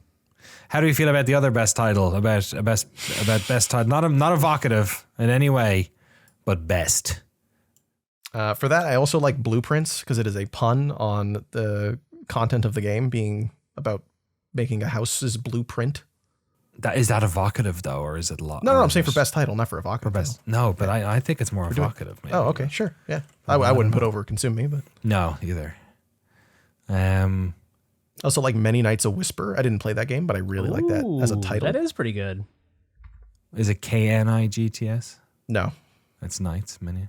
Wait, do we have our winner here already? Do we think? Does it feel like it's Brazilian drug dealer 3? I opened the portal to hell in the favela trying to revive me, and I need to close it. I think it's probably Pirate Yakuza in Hawaii. I think it's Like a Dragon, Pirates, Yakuza in Hawaii. That's like every time I hear that title, it makes me think of Hard Ticket to Hawaii, that terrible movie. It's a hard ticket to Hawaii. I don't know that one. Oh Beautiful man, voice. that's one of the worst movies of all time. You gotta watch that. I think this could be most bombastic title, could be a positive way of spinning this. Because I think Like a Dragon, Pirate Yakuza in Hawaii is like a good title. It's just a different type of good. Yeah, I would like it, having best and worst or evocative title, best title, most title, favorite title. Yeah, maybe that's good. It's like a different muscle in our brain. And then worst title.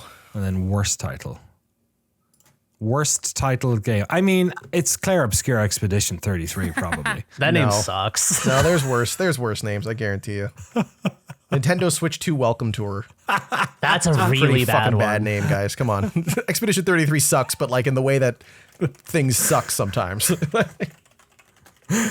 Yeah, I wouldn't say Welcome Tour if it wasn't for the fact that it is a boxed product. Yeah, make sure you put the 2 in there, by the way, or Nintendo's going to shoot you. It's Nintendo Switch 2 Welcome Tour. Yeah. That's pretty fucking bad. Thank you. Sorry, Nintendo. Working title they just forgot to get around to. Yeah. Changing. Yeah, that's just like productivity software. Yeah. I know what they were trying to do with it, but I think Adam Fall is an incredibly forgettable name. Yeah, it's pretty forgettable. Yeah. I'm not mad about it. He is coming. He is coming. It's a title's fine back title. open, is it? No, it's a fine title, but it's just so I don't know. He is Jeremy, coming. I got one man. for you, brother. I got one for you. Coming. I feel like it's like Peak. Oh, What? Peak is. I think Peak is worst title There you go. Peak. because it is a built-in fucking Zoomer joke. It's Peak. Oh, this game is Peak. It's like you're Oh, I never pre-writing the even joke thought for about all the that. content creators, so that every content creator has their title and thumbnail where they're like, "Oh my god, this game is Peak." Peak. You're right. Never That's even. I it's never dog shit. even. Oh God, I never even. Do you think they did that intentionally? 100%. 100,000%. 100%. I would bet okay. my life savings on it. I would cut a finger off if we could bet on this. That's amazing. Went over my head. Kingdom Come Deliverance 2. Another cum title.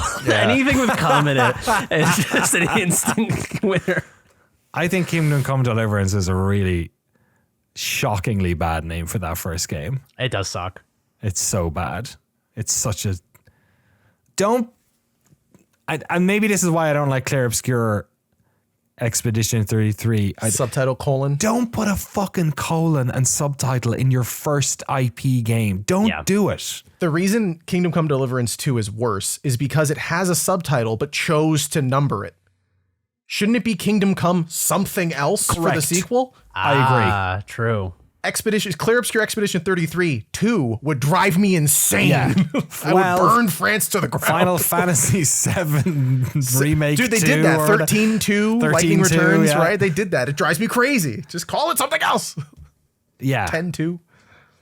It's shocking. There should be a law about putting a colon for movies too. I just don't understand why people do it. It's instantly makes it feel like you have not figured out the name of this thing and you're just Why did they giving call me- it Wicked : for Good as know. the sequel to Wicked? Yeah. Well, is it a sequel or is it the second half of sequel? Yeah. Just call it Wicked Part 2. Everybody else does that. Yeah, It's fine. yeah, We know totally. it's the second part.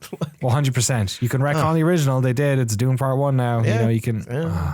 Stupid. All right, what's the worst one there? Clear Obscure Expedition 33, Nintendo Switch 2 Welcome Tour, Peak, He Is Coming, or Kingdom Come Deliverance 2. Oh, brother. For me, it's either Peak or He Is Coming.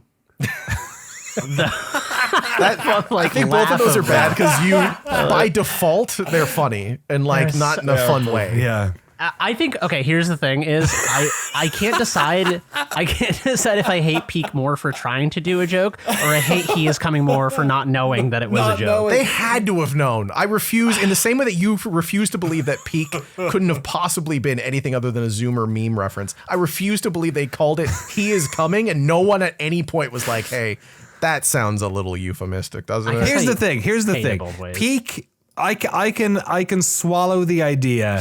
That, Don't say that. No, I'm not even talking about that one. I can swallow the idea that the Peak people knew that they were referencing that because they're trying to make a game that is, popular with young kids and yada, yada, yada, and all this sort of stuff. He Is Coming is such a self-serious, artistic idea of a game that I don't think it would cross their mind as much. I think Peak is probably worse because it's try hard. I think it's trying so hard to be funny and memeable and viral and it stinks of marketing, and that is the greatest crime in art. Is if your name was if your name of your movie is come see our movie, then fuck you. I guess I just never. I think if you divorce it from that, it's actually a really good name. It's a good title. it is If a people good name. didn't say everything was Peak, especially as a piece of a colloquialism that is so popular around the time of release of this game, it's a great title. But I think pairing it with the intention to it's like calling a game fucking 6-7. But maybe is it? Yes. I don't know. No, because Yes. it's well, it is if the game is about the numbers 6 and 7. This is a game about climbing mountains, and the ultimate destination of this thing is the peak. So it's not divorced from it. It's not steal this album or something. You know what I mean? No, I can just picture, and I say this with love because I think the game is very well made. I think all the people who made it are very talented, but I can just picture all of these talented people sitting around coming up with a title and being so satisfied when they came up with Peak, and it makes me hate them. It reminds me of when we came, when I don't know, eventually we came up with Noclip 2, and we were kind of like, we had to almost justify it to an extent. We were like, it works because it's like MTV2 and like this. I bet they said peak as like a bit, and then one day they were like, wait, like peak, like kids, like they say it's peak, and they were like, oh, yeah, dude. And then they were like, yeah, put it out there. It's also self-congratulatory. Well, they were right. What does that unfortunately, mean? It is a good game. If you think that that's why they named it that, then They yeah, it is. 100% did. There's no world in which they did not. Somebody else named a game "He Is Coming." But that's not like a piece of lexicon that everyone is saying. Whereas like they could have named this game 4 years ago when they started working on it. You're definitely. But they didn't make it 4 years ago. We know they didn't. The production timeline of this game is very public. All right. Maybe they came up worry with it just because this is like so much of what we do on Noclip is about like dissuading assumptions people have. All right, I'm worried we're over prescribing that. You may be right. Somebody should have asked them about this, surely.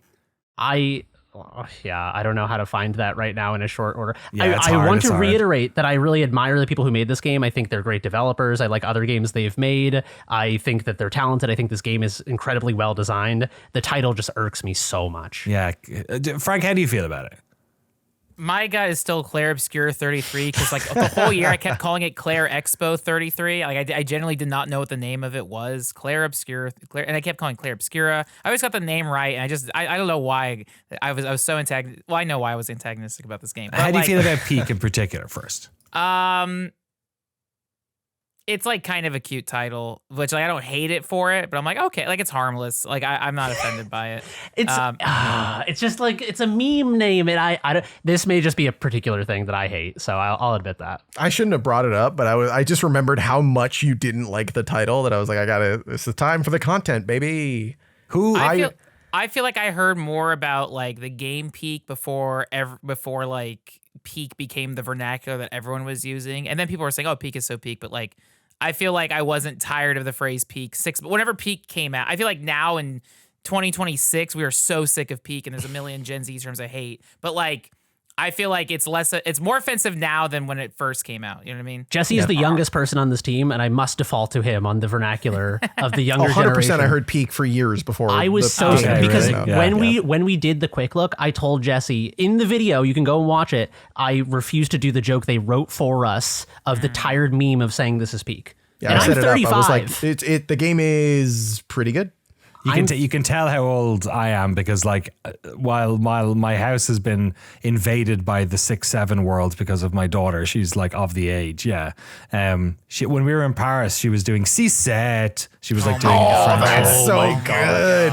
That's yeah, fire. she was getting us with it. Fucking genius. I hate her. But for You raised whatever her, reason, man. like I could, yeah, exactly. It's all my own doing. I could definitely transpose another meme that I hate that if it was in a title, I would go fucking crazy for. So yeah, what if this was like Troll Face, the game, and it came out in like 2006 or whatever?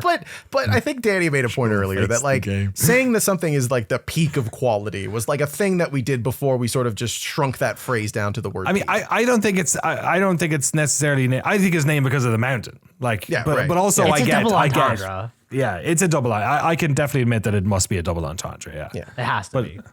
Whereas He Is Coming. He's Coming is that's so a double- funny. that's a I like double He Is entendre. Coming. I've come around on it. I think I will get down on what Frank is saying though. Claire Obscure Expedition 33 is a terrible name. I don't know why they It's called it clumsy. that. Claire Obscure. I've never called it that. I've always called it Expedition 33. Yeah, Claire Expedition Obscure is 33 is unnecessary. Yeah. Yeah. All right. I will cede to Claire Obscure Expedition 33 because it's a goddamn mouthful. Like even they know it's bad. Go to the Steam page. Look at any key art for the game where the logo is present. Claire Obscure might as well not even be there. What does Claire Obscure mean? That's a great question. What does Camera Obscure mean? It's the same thing. I right? wonder. Camera Obscura is like a. Yeah, well, we know what it is, but like obscure. I mean, I'm sure obscure just means obscure, right? But what does Claire? Like to obscure It's almost like something Tom to be- Clancy's Expedition 33, Claire Obscure's Expedition 33. I wonder if there is a like business reason why they do this. I wonder if if they're going to put all this money into an IP, if them like the Elder Scrolls Oblivion, if they create the umbrella universe and call that Claire Obscure, and then Expedition 33 is in this like line of third person, you know what I mean? Like it allows them to. I wonder if it's down to that or something. Go whatever direction they want on the naming. Yeah. Clair Obscur is the French term for chiaroscuro, which is an art term meaning strong contrast between dark and light. I think that takes it because that is the most pretentious bullshit I've ever heard in my life. Okay. We had some good ones in here. Oh, for the game, it does make sense though. Damn. It probably is very thematically relevant. It's really, really, oh man, damn it. All right. No, it doesn't matter. Here's a thought. I'm maybe this is last podcast thing and I'm feeling generous about it. Some of these are like the music one where you can have multiples. You can have, you know what I mean? It's just the hit list of titles we hate. And we already have Consumi and Like a Dragon, Pirate Yakuza in Hawaii basically occupying a very similar award. So we could combine the two of those and then just have a bunch of worse titles. Or does that feel against the spirit of Game of the Year? Yeah, let's just give it to Clair Obscur Expedition 33. Okay. Yeah, it's a bad cool title. Either way. Whether or not I think it works, it's a bad title. I care Honorable more mentions about to Peak and He Is Coming. He Is Coming is his best title, actually. I've come around. He's coming. It's so funny because like the So more I think crazy. about it away from the game, it is insane that they called the game He Is Coming. It's like it's I don't know. It's like to me it rings the same as I told the story on the podcast before, but the German exchange student who was at my high school, and one day we were all sitting around on a hot summer day and he was like, "Why are we not eating ice cream?" And I was like, that's the craziest thing I've ever heard anyone say out of the blue is why are we not eating ice cream? Like, it's just fucking... Someone should be saying that at all times. That's a great turn of phrase. I love it. Okay, we have 5 left. For the next one is game that will age the best. What game here do we think is going to be... I guess age the best implies thought of the best rather than be the best. Because we have a couple of live games on here that I'm sure will be better. But like, I guess... This is more sort of what, you know, which game will be a cult classic or a thing that we respect in years to come, even more so than we do now. That's a really good question. Yeah, like looking back fondly upon it or thinking about it as like important or influential. Yeah. Yes. Or tragically uninfluential. Yeah, underappreciated for sure. Frank, how do you feel about Silent Hill F? Do you think that's getting enough flowers now, or do you think people are going to come back on it in a couple of years and be like, this was so much better than we thought? No, I feel like at the time, all of my friends who were liked J-horror, like everyone in that space, I feel like everyone was like, yeah, I feel like everyone read the game like pretty similarly. Like, okay. Like, yeah, I don't think it, I think if anything, I think people will later come down like, it wasn't that great. Like, Oh, wow. I think reception will cool on it. But how do we feel about maybe Baby Steps or Dispatch? Dispatch will unfortunately age the worst. We'll get there in a second. There's stuff in that people are going to go back and be like, why did we like superhero stuff that much? But That's I think fair. Baby Steps I could see aging pretty well. I think once people come around to what it is and like don't think it's just going to be QWOP in 3D, I think they'd see a lot of the qualities you found in it. I could see that being one for sure. Let's stick it in because we're struggling a little bit here, if nothing else. It's just hard to, I don't want to, you don't want to be the guy who says people are going to love this in the future. And it's like, no, it's actually dog shit, idiot. Like, get over it. With like Marty McFly up on the stage playing I thought you were going to thought say it- Marty Supreme and break my heart for a second. No. my thought was just to mention Kingdom Come Deliverance 2, because it's the way you guys talked about it makes me want to play it. So it's like I'm down to check that out at some You point. And should. it seems like it's so big and ambitious, and like I feel like again, just because there's so many games that are so long that I feel like as that game as people try it, I feel like more people will discover it and be like, oh, this is really cool. Like, because again, I want to play this now, and so yeah. How do we feel about Silk Song? I don't think it'll age better. It's already kind of overrated. I think it's overrated. Yeah. It's really I don't good. think I don't think It's it'll not age the- poorly either. I don't think people will look back and reevaluate how good it was. I think that people really like it, but I think a huge part of that is that people really just wanted more Hollow Knight. Yeah. When I say overrated, I don't mean that I think it's bad. I just think that it's like people like it a little too much. Maybe like settle it down a little bit. It's funny. I think I'm surrounded by people who have the opposite opinion. Really? So I was wondering if it was it's like guys like you, and like I don't actually know that many of my friends or people in my personal life who played Silk Song. I don't know. Like when I went to Australia and I was hanging out there, I met a bunch of like indie dev people and they were all into Silk Song. But for whatever reason, none of my indie playing friends are it's like Mary Kay should be the only one. You know what I mean? But like she's not. I don't see her anymore. So like I also really liked it. I think I was the only person on the pod when we talked about it initially that was like really positive on it. Yeah, I really liked it. But you still think it's sort of like the reception currently is overrated. Okay, okay. Yeah, I don't think it's bad or anything. It just didn't click for me. And to me, Hollow Knight, even though I love Hollow Knight, it feels like Hollow Knight is sort of the normie indie game. It's the indie game that like people who don't play indie games are like, that's my favorite indie game. And it feels like Silksong was like people waiting 7 years for permission to play another indie game. That's a good point. I'm being a little facetious in saying funny. that. I'm being a little silly, but also a little serious. I wonder if I'm trying to think of games that maybe didn't have great receptions, but will grow. I wonder a little bit about Hades too, just because I think it falls into a trap of it had another early access period, which this time felt more like I think people were playing the finished game in their heads more this time around. And I think that game offers a lot. I mean, they also changed the ending, which was crazy. Like they patched the ending based on player feedback. Oh, wow. I didn't know that. Yeah. Like the sort of an element of the resolving of the main story was changed, like because people thought it was not in line with Melenowe's sort of arc, which is we'll talk to Greg about it in the documentary when we do it, but like that was pretty nuts. So I don't know. Have I played the most Hades 2 of everyone here? Probably, yeah. Yeah. It's good stuff. It's a very different thing, but it's or a somewhat different thing, but it's good stuff. Yeah. I think something interesting about Kingdom Come Deliverance 2 is I think when Elder Scrolls 6 comes out, it will be a very telling moment, because I think that Kingdom Come Deliverance 2 is a game that I think we will not understand the cultural role and impact of it until there is something to contrast it against. Yeah. That's a really good point. Yeah, there's going to be a million articles that are like the best first-person RPG is already out, and it's called Kingdom Come Deliverance. Yeah. Yeah, or it will maybe Elder Scrolls 6 will blow everyone away, and it'll be like, wow, this is the bombastic, over the top like fantasy that we were missing in things like Kingdom Come Deliverance 2. Yeah. Does it feel like Kingdom Come? I could buy that argument. Yeah, I could see like that'll age better in the future. Yeah, that it kind of like Mass Effect, that in the future people will be like, man, they should just make another Mass Effect. You know what I mean? Like there's all these other third-person action role-playing games coming out, and people are just like, just make Mass Effect 2 again, man. You know, like that was it. The last thing I'll say about Kingdom Come Deliverance 2 is that I think it commits to a particular like pretty hardcore PC game approach and like design philosophy. And I think that is something that I think more people will warm to. I think you're seeing a lot of like sandbox RPGs and hardcore games and frictional games become more of a mass appeal thing as people realize that a lot of things that we've like quality of lifed a lot of the enjoyment out of video games by trying to make them more accessible. And I think people who that quality of life was intended to please are now hungry for something a little more challenging. Okay, yeah. I'll add another reason why it should be here.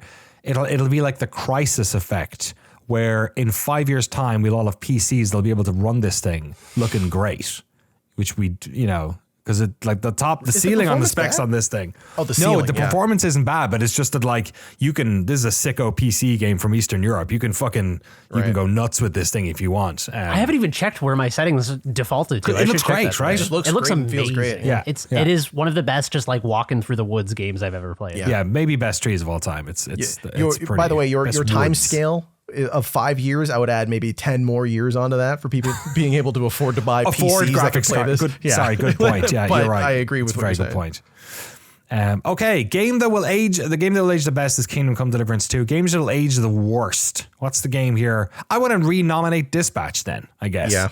Because I do think you're right. There's the colloquialism's probably in the script and the focus on superhero stuff. I wonder if... Don't they say if pwned at one point?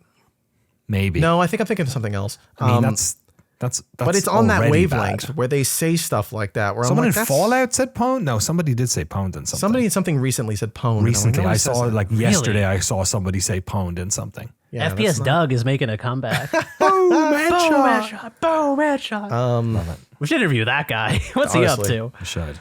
In Canada, probably working away. Doing his thing. Yeah, I really feel like it's Dispatch. Like, and no disrespect to Dispatch. Again, I really liked it. Story's great, but man, superheroes, pro cop to an extent. Like I could see that being a problem in the point. That's a good point. Like there's a lot of stuff in there where you're like, hey. I haven't played it, but I've watched a decent amount of it just to be familiar with it, so I understood what it was. And I also think the humor is very like cringy millennial humor. Of an era. Big Office vibes to it for sure. Yeah. The Office is actually a really good comparison because that is a show that like a lot of people held on to as a comfort show. And if you go and rewatch it, it's like, oh my God, dude, what the fuck were we thinking? It sucks because I like it. Apologies to Dispatch because like I think we all I agree. I like the story in it, and for whatever reason it's like the peak thing. Like whatever reason I am become numb maybe to this stuff, and the dialogue in Dispatch didn't irk me, and stuff like that has irked me in the past. So I'm gonna try to be more aware of it as I finish the game. But I found myself laughing at it. Like I still liked it, but I can just acknowledge that it's not very good. I think culturally it's just going to age. Yeah. Because of its focus and because of the script being of an era or of a type. Yeah. Yeah. So apologies. We did really like that game, but I think it's going to like a game that would age the worst would be like this year's Madden. Because none of the players would be on the right team. You know what I mean? Yeah. The other thing about aging the worst is also that just Dispatch is trying to be a little like cheeky and comedic in times, and I think comedy inherently ages the worst of anything. So part of this is not their fault at all. It is just that like, you know, I mean, comedy that ages well is very, very rare. Mm-hmm. Yeah, I can't. Is there any other one that feels? I just wanted to nominate, like again, I kind of like Skate. It's this weird in between, but like, there's no way that game servers are up 6 months from now. Oh like, that's God, that's a good point. That it might be gone. Game that will age the worst. The game that they tempted us for 4 years on, that the memes all wanted, and you can't play anymore. Yeah, that might be the winner. What do you think? I think I like Skate, so I don't want to give it this, but that's why I'm like, yeah, let's. And like, I have no, you know, what's aging worse than Unavailable? Ask Anthem. Didn't they turn that off this week? Yeah, literally this week. You can no longer play that game. I think my thing with Skate is when I think of something aging poorly, I don't think of it not being available necessarily. Like, I feel like Skate kind of already is aged poorly. Like, you guys talked about it as if it was almost, it misunderstood what it meant to be into skateboarding.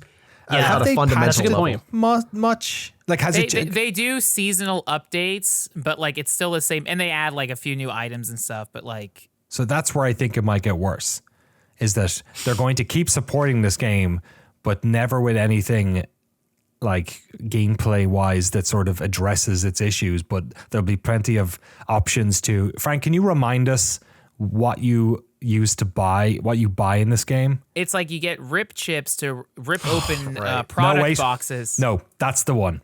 Yeah. Product boxes. Yeah, product boxes. They want to call them loot boxes, so they called them, you know what's worse? Product boxes. I will say that I think ages the worst implies a delta in quality, that it is a reevaluation where it is like, oh, this game is good, and then in 5 years it's like maybe it wasn't good. Whereas like I think Skate people who like Skate like Frank seem to also with the other hand say I like this game and it kind of sucks. Yeah, it's not gonna like change my. It's like it kind of sucked at launch. It kind of sucks now, but it's all right. Like it's like it's gonna keep sucking. Yeah. If anything, it's gonna be remarkably consistent in what people think. The most consistent game. If they take it offline, people will be like, I kind of miss it. Actually, it was kind of, you know what I mean? Yeah, like a separate category would be like bad game that we liked play, and that's almost podcast game, but like it's like that kind of thing. But, okay, yeah, I hear what you're saying. Dispatch wins this because it actually has quite a high where people think of it now, but in the future, maybe also because they make more of these. In the same way that like nobody really says Bastion's their favorite Supergiant game anymore, you know? Like I'm sure. Do you? Okay. I like Bastion, but I know that I'm a freak. It's a good game, but it's like, you know, Hades and that's true. Transistor for me, and Transistor kind of goes crazy actually. Yeah. You know what? I like Transistor with the Bastion. You've convinced me. There is nobody. That's my favorite. That was easy. Well, except for Hades, I guess. Okay, game that will age the worst. Dispatch. Sorry, Dispatch. backhanded compliment, let's call it. Single player game that would make for a great multiplayer experience. Ooh, This is so tough. that's so tough. Oh This my is great. God. This is a Jeremy Jane idea here. So This is what he does. He just comes up with challenging, important questions to ask. this is great. I Sort love of a this. philosopher. Yeah, I don't something know if like they that. ever would make this, but like the idea of playing Death Stranding co-op seems like insane and incredible. Like having to manage like pushing a truck over like it's like Fitzcarraldo crap, but also then there's Say like the same thing. it really is that it'd be Fitzcarraldo the game because it's like you'd have, but I imagine they could ramp up the amount of like enemy encounters. Like God. yeah, you have to navigate this bridge with your nitroglycerin, but also here's a bunch of bats and things. I feel like they could ramp up combat, or maybe there's PvP elements. Like that seems so terrifying and insane. I think the most Sony brilliant thing wants you've that. ever said on this podcast, Frank, is Fitzcarraldo as like an asymmetrical co-op game. It also fits in within the Kojima world, weirdly. Yeah. That type of auteur moment, you know? That's also where the idea for the asymmetrical Dark Souls co-op came from. Is I believe it was Miyazaki was like stuck on a snowy road, and someone would come up and get stuck, and then someone would drive up behind them and push them out of the snow, and they would be free. But then the person who pushed them out would get stuck, and then someone else would come. wow. So it was just this endless chain of people like assisting the person in front of them and then getting stuck. That's great. That is a good shout. I'd also play like a straight up shooter with the new gunplay, the news like that's in Death Stranding too. Like a multiplayer like deathmatch of that. Like that would be cool. I Yeah, think. or like a PvE thing where like someone's pinned down and you come up on them and kind of help them get out of it. Might Death be cool Stranding too. Survive. Is that what we're saying? Oh, Circles fuck closing. you. Where we dropping, boys? I think the only yeah. reason Sony doesn't have that is because Kojima told them to shove it. Because Yeah. they want that with all the live service nonsense. They needed all that extra time to make the baby even weirder. That's right. Kingdom Come Deliverance 2, I feel was like we've thinking already that given it also. its flowers, but like Yeah. holy fuck, if there was a big medieval sandbox world and there was other people running around like a Daisy Rust. kind of thing. Yeah. Like Yeah, totally. Like a perpetual sandbox world where everyone is just like a peasant is like Hello, my lord. just saying, "Pray tell me, Lord, where did you come from?" to everyone. Like RPing it as the local drunk or something. Yeah, just like a a blacksmith. Kingdom Come Deliverance 2, a sandbox MMO would be the hardest shit in the world. Here's a funny answer. Battlefield 6.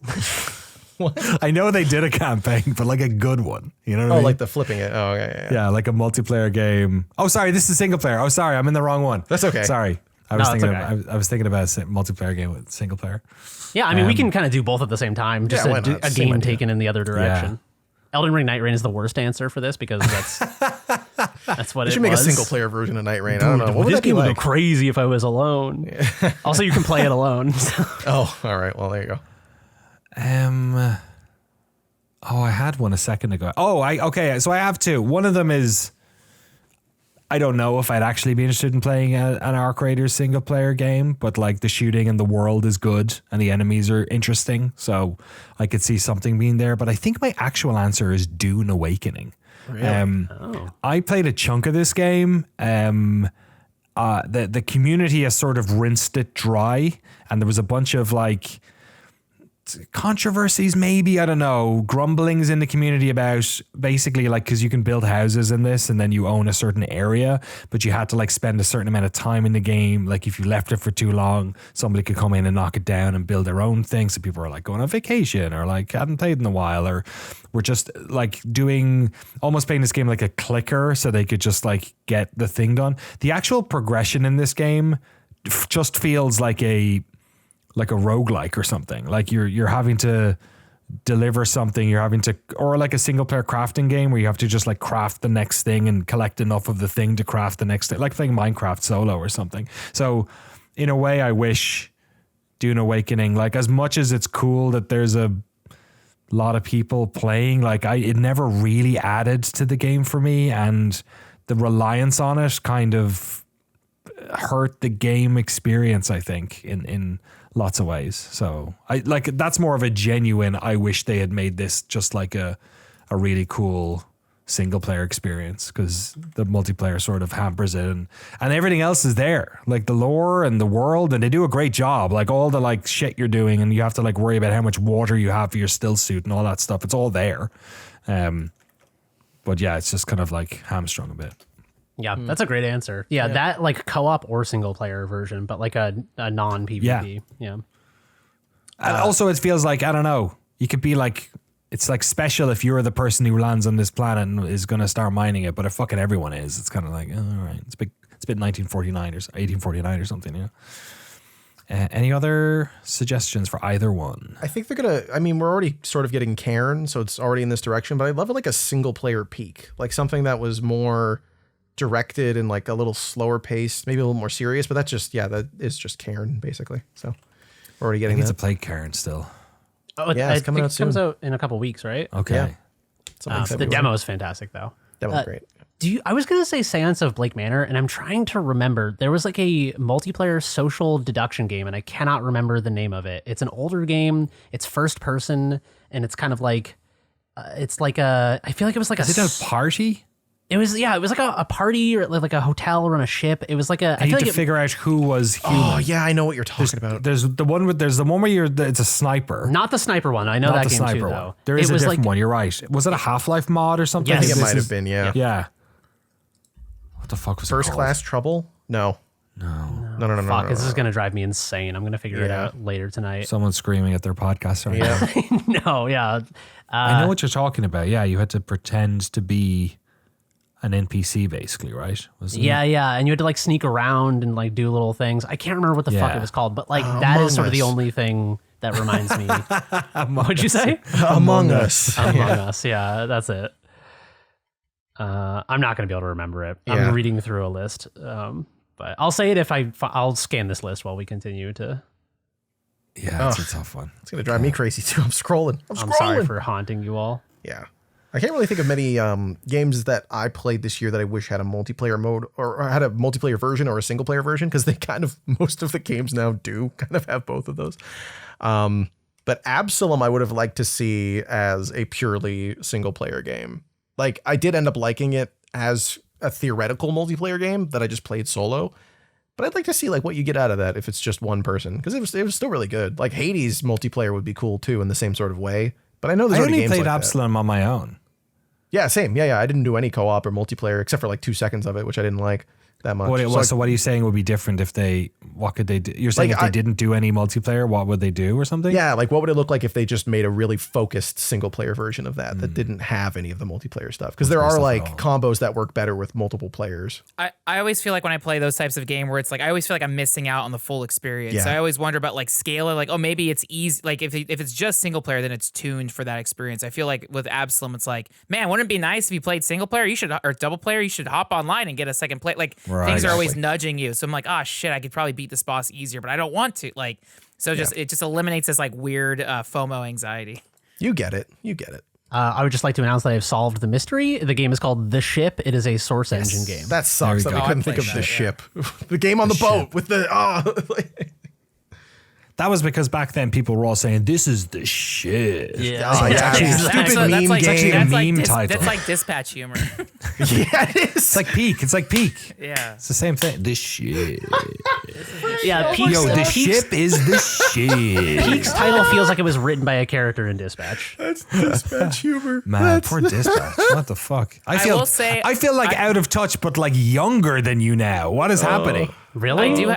I do have 2 Steam gifts of the ship in my inventory from like 2009. If anyone wants a free copy of the ship, I think it was the thing when you bought it, you got like a 4-pack. Oh, so I gave it to one friend. And I have 2 copies that have been sitting in my Steam inventory. It sounds like we have to do a little group game. It sounds like that'd be so fun. Shit. That'd be a fun Noclip community game night. Oh, yeah. It came out in 2006. Yes, so that's how long I've had this. So if anyone wants, I have 2 copies of the ship.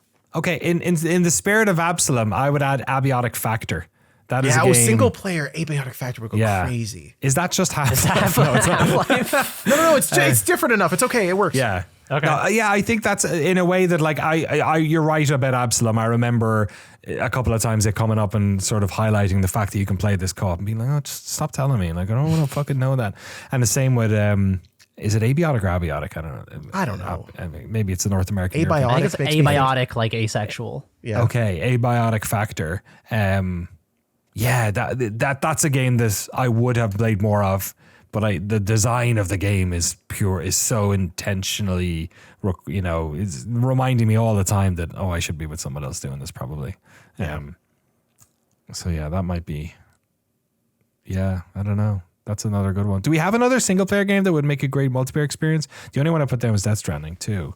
But I couldn't remember if somebody mentioned anything else. It's funny because I think most of us would rather most things be single player. So it's do you want to make your game that you like worse? What do you? Yeah, because as cool as Blake Manor would be, which is why I brought up the ship, I do think that part of the joy of Blake Manor is taking your time and thinking through things. And as soon as you add other people into the equation, I have to like min max just to not lose immediately. Yeah, Baby Steps would be funny multiplayer. They made one. That would. What, really? Yeah. Are you talking about Don't Look Down or whatever the fuck it's called? Because that might be it.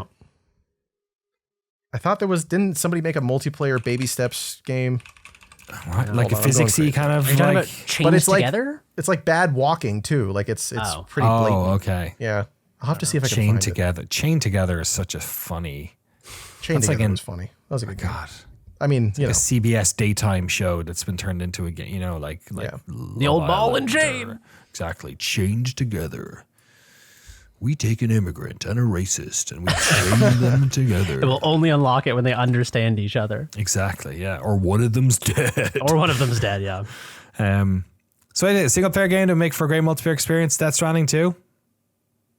I can get behind that. I can see it, yeah. I think Kingdom Come Deliverance 2, I think honorable mention, but I think Death Stranding has like huge potential to be a weird sort of asymmetrical multiplayer thing. It's already kind of, right? It's got the Strand-like stuff. Yeah, leaning into it harder where there's actually people in your world, I think would be really cool.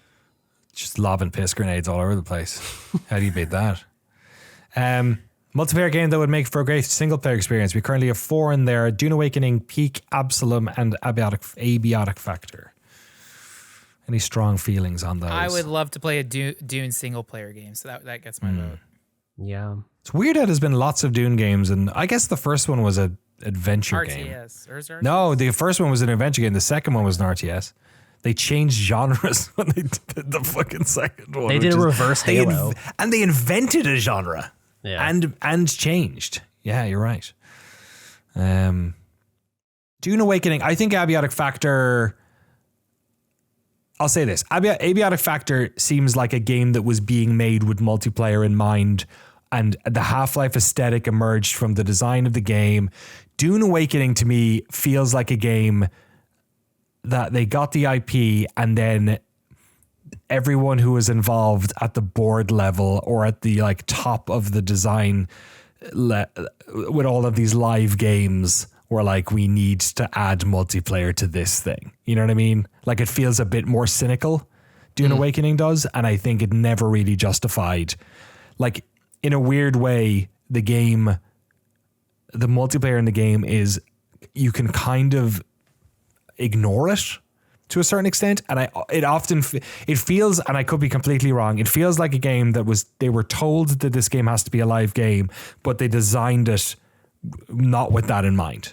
They were like going, because I had great fun playing it as a single player thing. I didn't like, if I saw someone else, I just fucking whatever, just fucking, hey, what's up? You don't like shoot each other or anything, or maybe you can, I don't know. No one did. Like the antagonist in the world was the world, and it feels like almost a shame that it has multiplayer, I think. Whereas Abiotic Factor, I'm just asking for a different game at that stage, I guess. Yeah, I am convinced by your rationale, and I think I would have been more interested if Dune was like co-op rather than like a world that people share. Yeah. Does anyone feel any strong about Peak or Absalom with regard to Dune? I'll take Abiotic Factor. I think Dune probably makes the most sense. Yeah. Okay. I also think that if this is something like, if you were in the Dune Awakening community and you heard that this award was given, you'd be like, yeah, probably. Okay, and then I guess the last one we have on our categories for Game of the Year is Game We Wished We Played More Of. This might be tricky because there's 4 of us and we've all played different types of games. Maybe it'll end up being games, but let's play in the space. There's a lot of games came out this year, and obviously a lot of them are quite long. So which are the ones that you wish you played more of? Maybe you are planning to play more of in 2026. One that I didn't go back to after we covered on the podcast was Ninja Gaiden Ragebound, which was like a superb. It was from the Blasphemous crew, a superb 2D Ninja Gaiden game. It was just the thing of like, oh crap, there's so many other games coming out. But also like the longer you wait, now there's trophy guides and walkthroughs and like if you need help with stuff like that. But yeah, Ninja Gaiden Ragebound was super cool. It was just didn't go back to because there's so many other games coming out.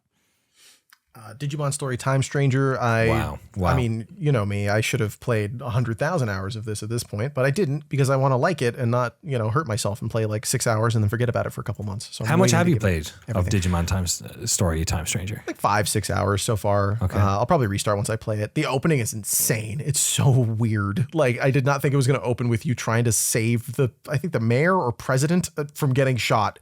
Like, wow, you're the Digimon men saving the president. Like, there's people yelling. Can you just in the let him get streets. shot? What are his policies?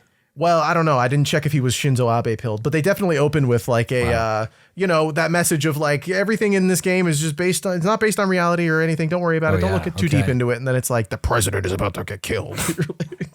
Like, save him, Agumon. Digimon game. Yeah, exactly. That's weird. Yeah. I think for me, it's Demon School.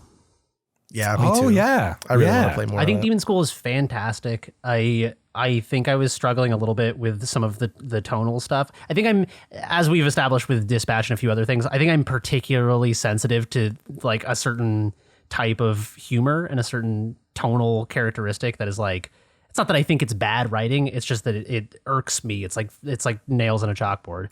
Some people have misophonia. It's like if someone slurps coffee in my ear, I don't care, but it'll like kill Danny. I think. Yeah. I think I have like millennial humor-ophobia.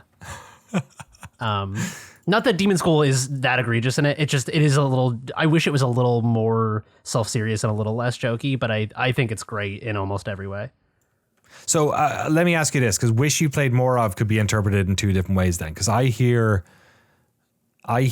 that, I hear game that I was sort of maybe disappointed with and wished I'd played more of, as opposed to almost wish I had the time and looking forward to playing more of. Or is that distinction unnecessary? It's more that like having game finite, I wish I liked more. Sorry. Demon School I think is one of the most mechanically brilliant games of the year. And I am going to play more of it. I think that with Game of the Year stuff, having to play hundreds of hours of different games, I think that there is a need to make a sort of, I've played 3 hours of this. Is this going to be on my top 10 or do I need to prioritize other things? I think that's the only reason I haven't played more Demon School is because it came out late in the year and I was like, played a few hours of it, was like, this is so great, but I don't think it's top 10 for me. And so I need to make sure I cover my bases on other stuff. Okay, I hear that. So it's more, it's that makes sense to me. They're all sort of making sense to me there. I don't know what mine would be. I mean, I'm looking forward to playing more Kingdom Come Deliverance 2, but I don't necessarily mourn the fact that I hadn't played more. Like Stalker 2, I would have felt that way in 2004. Like I wished I had played more. I was a little bit like, I played a bunch, but I needed to push through, I think, to really experience more of that game, and I wasn't finding it easy. Same with Like a Dragon, Pirates, Yakuza in Hawaii. I feel like that's a game I'd love to play, but I haven't really. It hasn't made Mars First Logistics as well is another one that I wish I'd played more of. It's great. It's a tricky one. This is a tricky one. Nothing really stands out, right? Kingdom Come Deliverance 2, we've talked about so much in these episodes that I feel hesitant to mention it again, but I'm going to keep playing it. It's just it's ginormous. It sounds like Frank's going to play a bunch as well. We can play multiplayer if our wish comes true from this list. Hear us, yeah. Yeah. Does this feel like a strong category? Maybe it doesn't. Maybe it. No, I think it does. There's tons of stuff I wish I played more of last year. Like I wish I played more Promise Mascot Agency, and like there's a bunch of AAA stuff. Like I wish I played Ghost of Yotei at all, or Silent Hill F more of it, and like really saw it through to the end because I know a lot of people like that story. I just didn't vibe with the combat much. Yeah, I think it's also healthy just to acknowledge our positions in us curating a list of games of 2025 to acknowledge our blind spots. Just like, and like, please, and I always get eager to read people's comments. Like I want everyone's answers to our categories and stuff. And like, that's always what's fun is we'll do these lists and people be like, I can't believe Justin didn't play this game or Jeremy didn't play it. Like, it's like there's that's why like we talked about, like, even on the podcast, I don't necessarily love just talking about the newest game of the week because, like, again, Stellar Blade, I didn't play that till 6 months later in 2020. There's so many games I'm just now getting to. And then, like, even Digimon Time Stranger, you're in Shinjuku, you're in Akihabara. Like, I want to play that. I don't want to pay $70, but I will play that later. So it's like, yeah, there's infinite games to discover and play. So, I think it's just a healthy last like call of, like, any other games we should at least mention that we know are probably good, we just didn't play more of. And I will say for Claire Obscure Expedition 33, so I think that's the first time I've ever said the proper title. I feel like I'm close to the end of Act 1, and I've like kind of lightly looked into what happens. Like, oh, it sounds crazy. So it's like, that might be a game I eventually just like, all right, let me just get back and play into it. That's definitely one I wished I played more of as well. Yeah. I've changed it to games we look forward to playing more. Oh, that's cute. That's a positive twist. I think that feels, that wraps them all up. So for this, and I think we can have multiple maybe for this. It kind of feels like it's in the spirit of it. The Ninja Gaiden Ragebound, Digimon Story Time Stranger, Demon School, Kingdom Come Deliverance 2, Mars First Logistics. I've been there. Any other ones? I mean, I'm sure there's lots of games. I am going to play more Claire Obscure for sure. Yes. I'm going to complete Ooh, which I'm probably 20 minutes away from the end of. Yeah, give or take. Keep driving maybe, but like the ones that I'm like sort of really looking forward to. I think, the last one for me, Hell Is Us.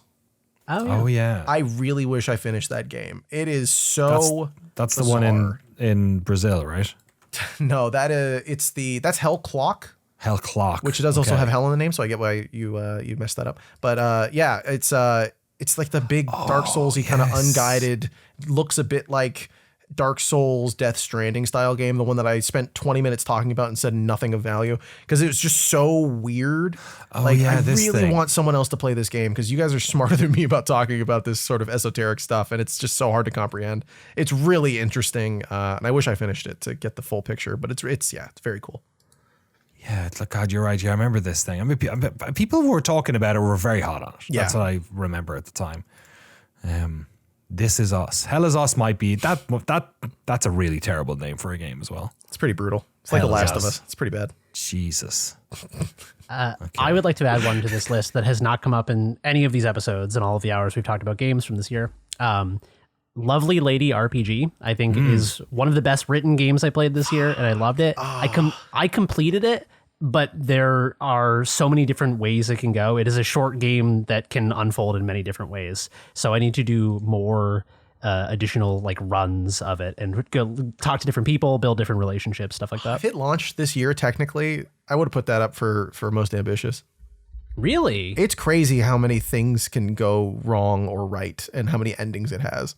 It did its Steam release was this year, which is why I'll count it. Yeah. I think it was on itch for like a year or two, right? Yeah. But anyone who likes, like, even if Disco Elysium or like any game that is sort of like sincere and weird or counterculturally relevant, or like games about like the experience of being a trans person, games about social alienation, it is a huge fucking content warning. There's a lot of really triggering shit in this, but it is funny and weird. There's a joke about pissing so hard you shatter a urinal. It's very funny and weird and good. Excellent. All right. So will we add that in as well, or no? You played enough of that. You just wanted to mention that because it was one. No. I want to play more of it because I've completed a run of it, but it can unfold in so many different ways that I need to play it more times in completion. Okay. All right. Let's wrap it up then. This week's podcast and our second category day on the Game of the Year and our third of 3 Game of the Year podcast. Thank you so much for being patient with us to get these out. Hope you enjoyed them coming out back to back to back. Massive shout out to Jesse Garasha for doing all that, and to everyone here for making the time, and not just to talk today, but also to play all these video games. Today we gave away Best Steam Deck Game to Ball Pit. Game we want a sequel to, The Seance of Blake Manor. Best Original Character, Nate from Baby Steps. Worst Trend, Generative AI. Most Difficult Game, Elden Ring Night Rain. Best Racing Game, Tokyo Extreme Racer. Best Leaderboard Game, Blood Thief. Best Sports Game, Desperate. I love that one. Our 2025 playlist includes music from Look Outside, Birdcage Sectori, Exhibition 33, Luminous Arise, Once Upon a... What happened? What did I do? It's expedition. Not It says exhibition. You said it as it's written. Okay, Exhibition 33. No, I did it again. Yeah, Expedition. This is such a bad name. Title. It's a bad title. It's not your fault. It's not your fault, man. Thank you. Luminous Arise, Once Upon a Katamari, Hyperbeat, Arc Raiders, Baby Steps, Angelina, and Detective Instinct Farewell, my beloved. Best Game Pass game goes to Rematch. Best podcast game goes to Battlefield 6. Most evocative title goes to Consumi. Our favorite title goes to Like a Dragon, Pirates Yakuza in Hawaii, and worst title goes to aforementioned Claire Obscure something 33, with honorable mentions to Peak and He Is Coming. Games that will age the best: Kingdom Come Deliverance 2. Game that will age the worst: Dispatch. Single player game that would make for a great multiplayer experience: Death Stranding 2. Multiplayer game that would make for a great single player experience: Dune Awakening. And the games we look forward to playing more include Ninja Gaiden Ragebound, Digimon Story Time Stranger, Demon School, Kingdom Come Deliverance 2, Mars First Logistics, Hell Is Us, and Lovely Lady RPG. There's probably no point in going through all the other ones, is there? It'll just be rattling on. We did them at the end of the other podcasts if you want to check those out. Great year for games. We played a lot. Great year in some ways, tricky year in other ways. It was, but like in general, I think, that we enjoyed a lot of games. We had a lot of fun conversations about them. And then next week we get to talk about the future of games again on the regular podcast.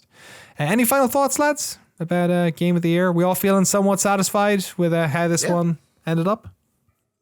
Yeah, I think we covered a lot of good games. I think I liked our reconfiguration of doing like categories this year was fun. I do miss a little bit the like awkward tension of like, oh my God, we need to fucking reverse engineer a title for this. But I feel like this probably made for a more enjoyable listen. It was pacing wise, I feel like it was probably better. But I mean, as always, there was a bunch of good games, and I think it's important to highlight the ones that get less attention and the ones that do get attention but like deserve conversation about why they are notable, what they did right, what they point towards in the future, and sort of like talk about where we see games going ideally.